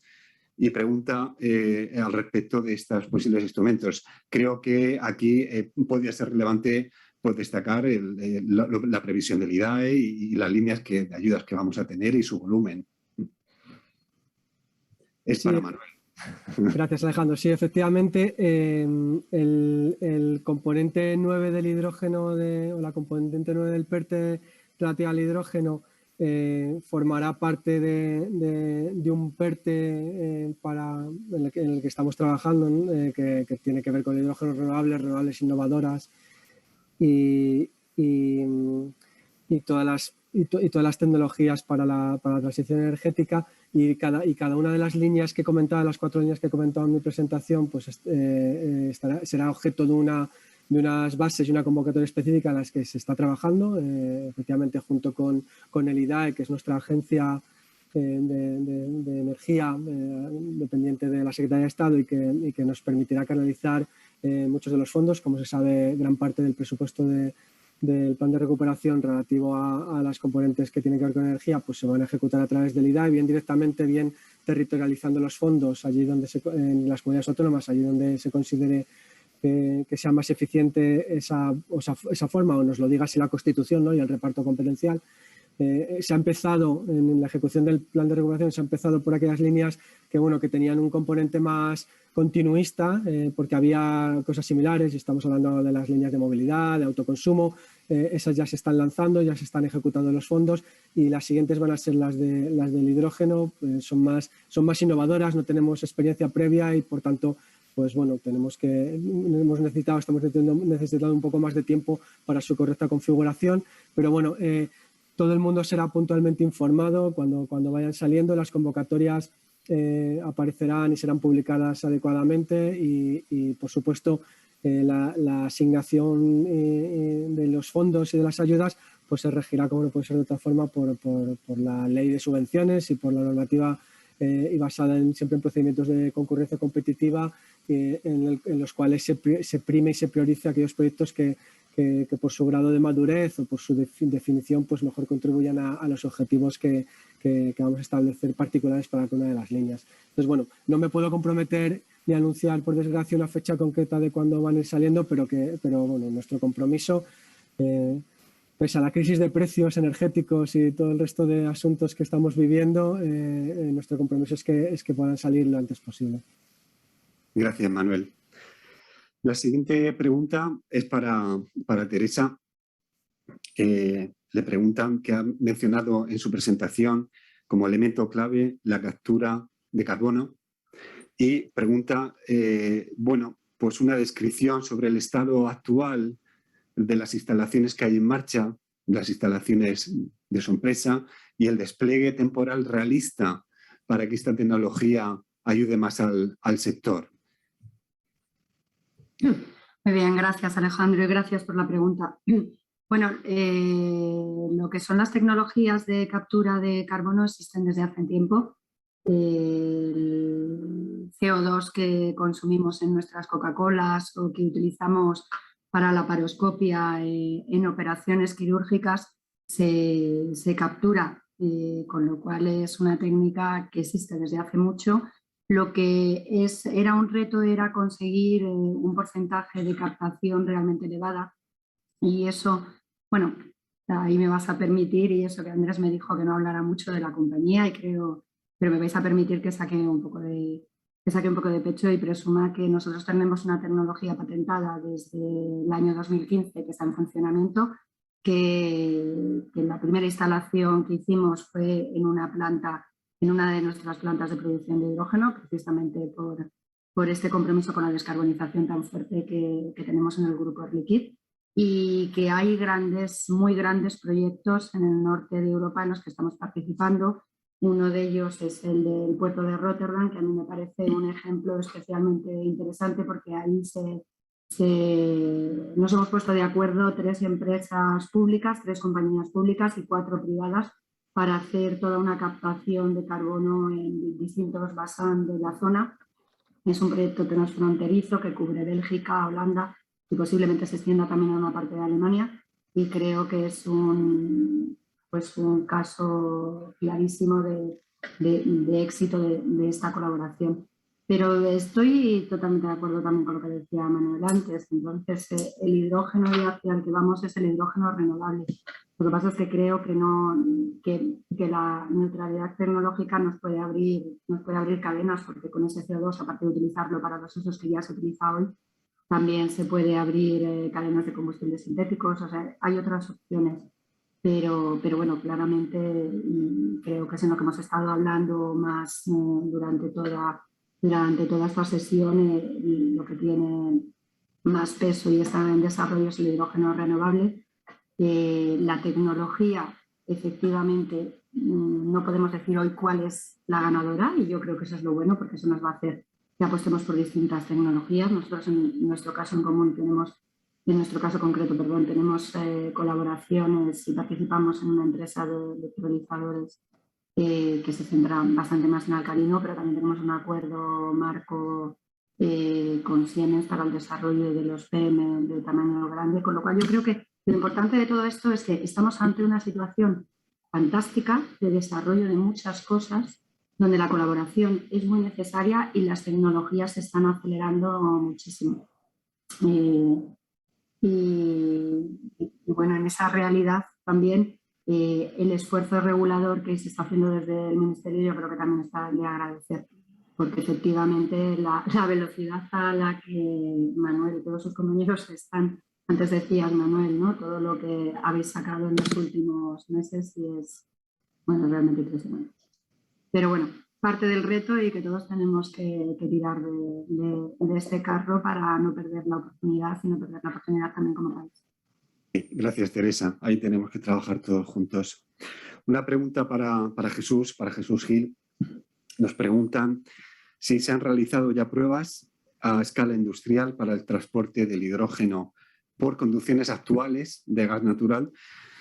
Si sienten en esas pruebas o en estos estudios la necesidad de desarrollar nuevas calidades de aceros, nuevos recubrimientos u otras alternativas o soluciones técnicas que hagan viable este transporte del hidrógeno en la infraestructura actual. ¿Cuál es la situación, las investigaciones?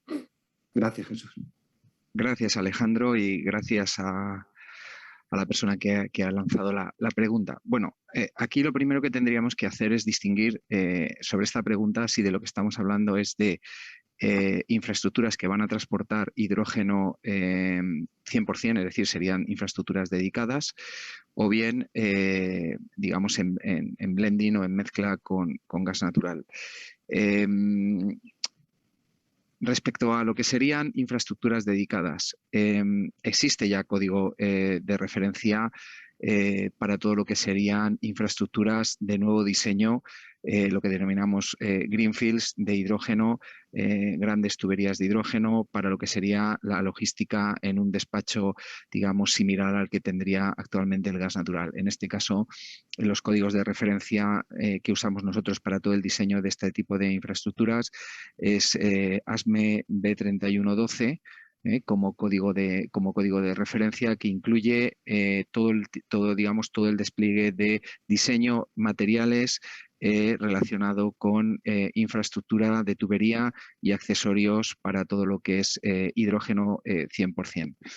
En ese sentido, desde un punto de vista de materiales, efectivamente, ahí se recoge una serie, digamos, de códigos de referencia de material, códigos que para nosotros, para la industria gasista, son habituales para nosotros. De hecho, tenemos muchos materiales que utilizamos o mucha gran cantidad de materiales que utilizamos nosotros en la industria gasista, en este caso del gas natural, que son perfectamente compatibles y utilizables para lo que sería el diseño de infraestructura de gas. En este caso, los aceros al carbono, tanto con códigos ASTM como con código API. Nosotros trabajamos, siempre hemos diseñado las infraestructuras con código API 5L, y el equivalente en el estándar europeo son aceros al carbono. Evidentemente hay que hacer un análisis, lógicamente, de operación de esas infraestructuras para dimensionar bien, lógicamente, los espesores de material y evitar, digamos, los efectos de posible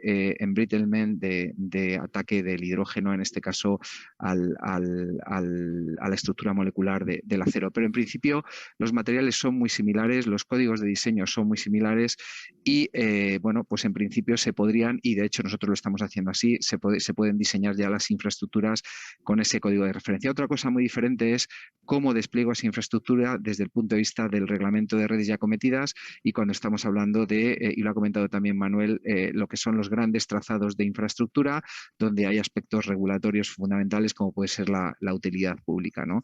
Y en ese sentido, bueno, y las categorías de emplazamiento que te marcan a su vez los espesores, digamos, y los requerimientos desde el punto de vista de seguridad de las infraestructuras a medida que vas pasando por zonas más o menos densamente pobladas.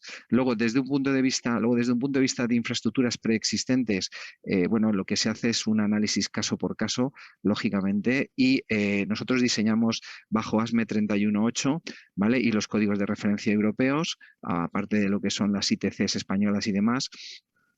Entonces, en ese sentido, si tú quieres reconvertir una infraestructura de gas natural en una infraestructura, digamos, de hidrógeno dedicado al 100%, lógicamente, pues hay un aspecto, por ejemplo, a la hora de calcular los espesores de tubería, que vas a tener que tener en cuenta, que es la presión de operación de la infraestructura de gas natural transportando gas natural y la presión de operación que requeriría esa misma infraestructura transportando hidrógeno. En la mayoría de los casos, lo que suele ocurrir es que se tiene que reducir la presión de operación de las infraestructuras infraestructuras gasistas, en este caso, que están pensadas y con códigos de diseño para gas natural para de alguna manera transportar hidrógeno por ellas. Aquí también me gustaría distinguir otro aspecto, porque también hay mucho, bueno, pues hay mucha literatura y yo creo que hay una cierta confusión. Nosotros actualmente lo que transportamos por las tuberías es energía. Eso, lógicamente, se traduce en normales metros cúbicos hora o en kilos hora. Cuando tú estás hablando de transportar hidrógeno como vector energético, sí tienes que entrar a hablar de megavatios hora. Cuando tienes que transportar hidrógeno en molécula como materia prima, lo que haces es transportar kilos o toneladas. En este sentido, y llevándolo de nuevo a la gestión logística, el hecho de que una tubería que opera, por ejemplo, 80 bares de gas natural y es capaz de transportarte 1,5 millones, 2 millones de normales metros cúbicos hora a 80 bares de presión, como por ejemplo está pasando actualmente en España, reconvertirla a hidrógeno y que eso suponga que deje de poder trabajar a 80 bares y pase, por ejemplo, a trabajar a 60 bares para meterla dentro de lo que es el código de diseño, en este caso, digamos, de lo que sería el aplicativo o el equivalente en infraestructura de hidrógeno, lo que viene a significar es que efectivamente en volúmenes de energía transportas menos energía, en este caso por esa infraestructura, por esa tubería, pero si de lo que estás hablando es de transportar volúmenes o toneladas o kilos de hidrógeno, es una cuestión simplemente de eso, de cantidad de hidrógeno en términos de masa, ¿vale? Nuevos diseños, nuevos materiales, es lógico. Existen actualmente, digamos, alternativas a los aceros al carbono. Evidentemente, se suelen utilizar también mucho aceros inoxidables en lo que son las infraestructuras, digamos, concentradas, en lo que serían plantas concentradas. Por ejemplo, es muy normal utilizar aceros inoxidables, digamos, 304, 316, digamos, para lo que pueden ser todo el piping asociado, por ejemplo, a un electrolizador, ¿vale? Cuando tú quieres diseñar una infraestructura, imaginémonos de 300 kilómetros, diseñar una infraestructura de 300 kilómetros, 20 pulgadas de diámetro, operando a 100 bares, pretenderla hacer en acero inoxidable, pues lógicamente es carísimo, ¿no? Desde un punto de vista de materiales, desde un punto de vista de soldabilidad, desde un punto de vista de ejecución y demás.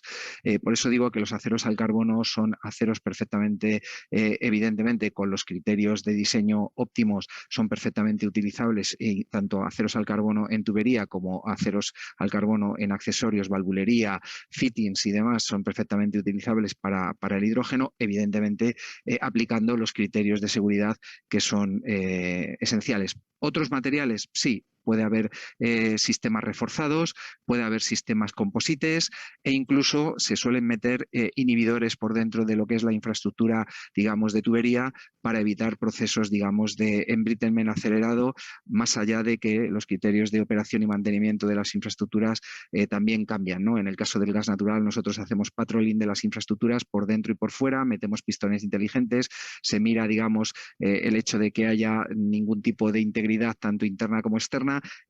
Digamos, esos criterios de operación y mantenimiento, cuando tú los llevas a infraestructura de hidrógeno, pues lógicamente los tienes que adaptar y, digamos, las frecuencias de operación, por ejemplo, son digamos, más recurrentes, ¿no? Pero digamos que no hay mucha diferencia, no hay mucha distancia en lo que serían infraestructuras de hidrógeno de infraestructuras de gas natural. Nosotros tenemos experiencia en hacerlo en el gas natural, tenemos experiencia en hacerlo en líquidos complejos, como puede ser el gas natural licuado, ¿vale? A menos 165 grados para nosotros es nuestro día a día.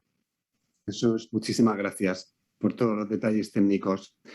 Bueno, pues aquí termina el periodo de preguntas y termina la mesa. Espero que haya sido muy interesante para todos los asistentes y sin perder más tiempo, para poder terminar la jornada, pues damos paso a Santiago Oliver. Santiago. Muchas gracias a todos. Ya me están metiendo prisa, que tengo que acabar lo antes posible y no os preocupéis. Después de todas las presentaciones muy interesantes, agradezco mucho a los ponentes su participación. Me lo habéis puesto muy fácil, muy fácil. Lo primero es que claramente el acero tendrá un papel relevante en esta nueva economía del hidrógeno. Ha sido comentado, de hecho, largamente en torno de preguntas. Pero yo como ingeniero he optado por el sistema de la estadística. He hecho una contabilidad de ciertas palabras que han ido recurrentemente apareciendo a lo largo de todas las presentaciones. Os las voy a nombrar porque todas están relacionadas y cuando se las nombre vais a entender que el resumen está hecho. Obviamente la primera es descarbonización, es obvia, no hace falta hablar nada. Pero han aparecido palabras, una, la más repetida, todos. Todos es todos, quiere decir, es la administración tienen que estar los consumidores, tienen que estar los proveedores, tienen que estar los transportistas, es todos. Y la innovación, de nuevo, vuelve a estar en todos. Todo el mundo ha nombrado la palabra innovación repetidas veces. Otras dos palabras que curiosamente se han repetido bastante han sido ambición, situación, momento, oportunidad. O sea, no podemos dejar como país escapar este momento, esta situación, esta oportunidad. España, como país, tiene mucho sol, tiene muchas renovables, su capacidad de generación es muy elevada, por lo tanto es una oportunidad que no se nos debe escapar. Otra también tremendamente repetida y muy relacionada con la anterior y con la innovación es la palabra acelerar. Es el momento de acelerar, es el momento de acelerar la innovación, es el momento de apoyarla, es el momento que todos la apoyemos y es el momento de aprovechar el momento, nunca mejor dicho. Otra palabra que ha sido repetida por todos, vuelvo a repetir la palabra todos, es la palabra jurídico. El marco jurídico, el entorno jurídico, la necesidad de fijar criterios que precisamente permitan estos acuerdos de muchas partes, acuerdos multilaterales. En cualquiera que haya trabajado en el ámbito multilateralista sabe que el acuerdo en un sitio donde se pueda mover todo el mundo más o menos cómodo es fundamental. Si no, ni se desarrollan las infraestructuras, ni se fortalecen los acuerdos. Y otra palabra que ha salido muchísimo, por no decir que en todos, ha sido la palabra costes. La palabra costes es, junto con todos, con innovación y con la ambición, es una palabra fundamental. O sea, no solamente tiene que haber un marco jurídico, sino que tiene que haber un marco de costes, tanto en OPEX, en CAPEX, que va muy ligado a la innovación, como en OPEX, que va ligado al precio de los vectores energéticos, fundamental. Y finalmente, una que aunque no ha aparecido en todas, pero sí ha aparecido en dos, creo, es la palabra que al final hay que vender. Al final todo esto, todos, sobre todo la parte de consumidores, al final tienen que producir algo que se tenga que vender, que se tenga que comercializar. Por lo tanto, hay que fijar un marco también jurídico de comercialización que permita que se ponga en valor el esfuerzo, la innovación, la descarbonización, etc. Y yo creo que con esto el resumen que he planteado de vuestras muy interesantes presentaciones es suficiente. Sin más, doy paso a Andrés. Muchas gracias, Santiago. Muchísimas gracias a todos por participar. Muchas gracias a los ponentes que nos han iluminado con su conocimiento y a los que agradezco además el tiempo dedicado en momentos donde el tiempo es una de las variables más escasas que está en nuestras vidas. Os agradezco mucho que hayáis participado y prometo que os volveremos a dar la lata. Prometo que os volveremos a dar la lata en el futuro. Y con esto, y una de las cosas buenas que nos ha traído esto de las pantallas y la pandemia es la puntualidad. Con esto terminamos en hora, de manera que cada uno podamos volver a nuestras obligaciones y desearos un feliz fin de semana a todos. Muchísimas gracias y hasta la vista.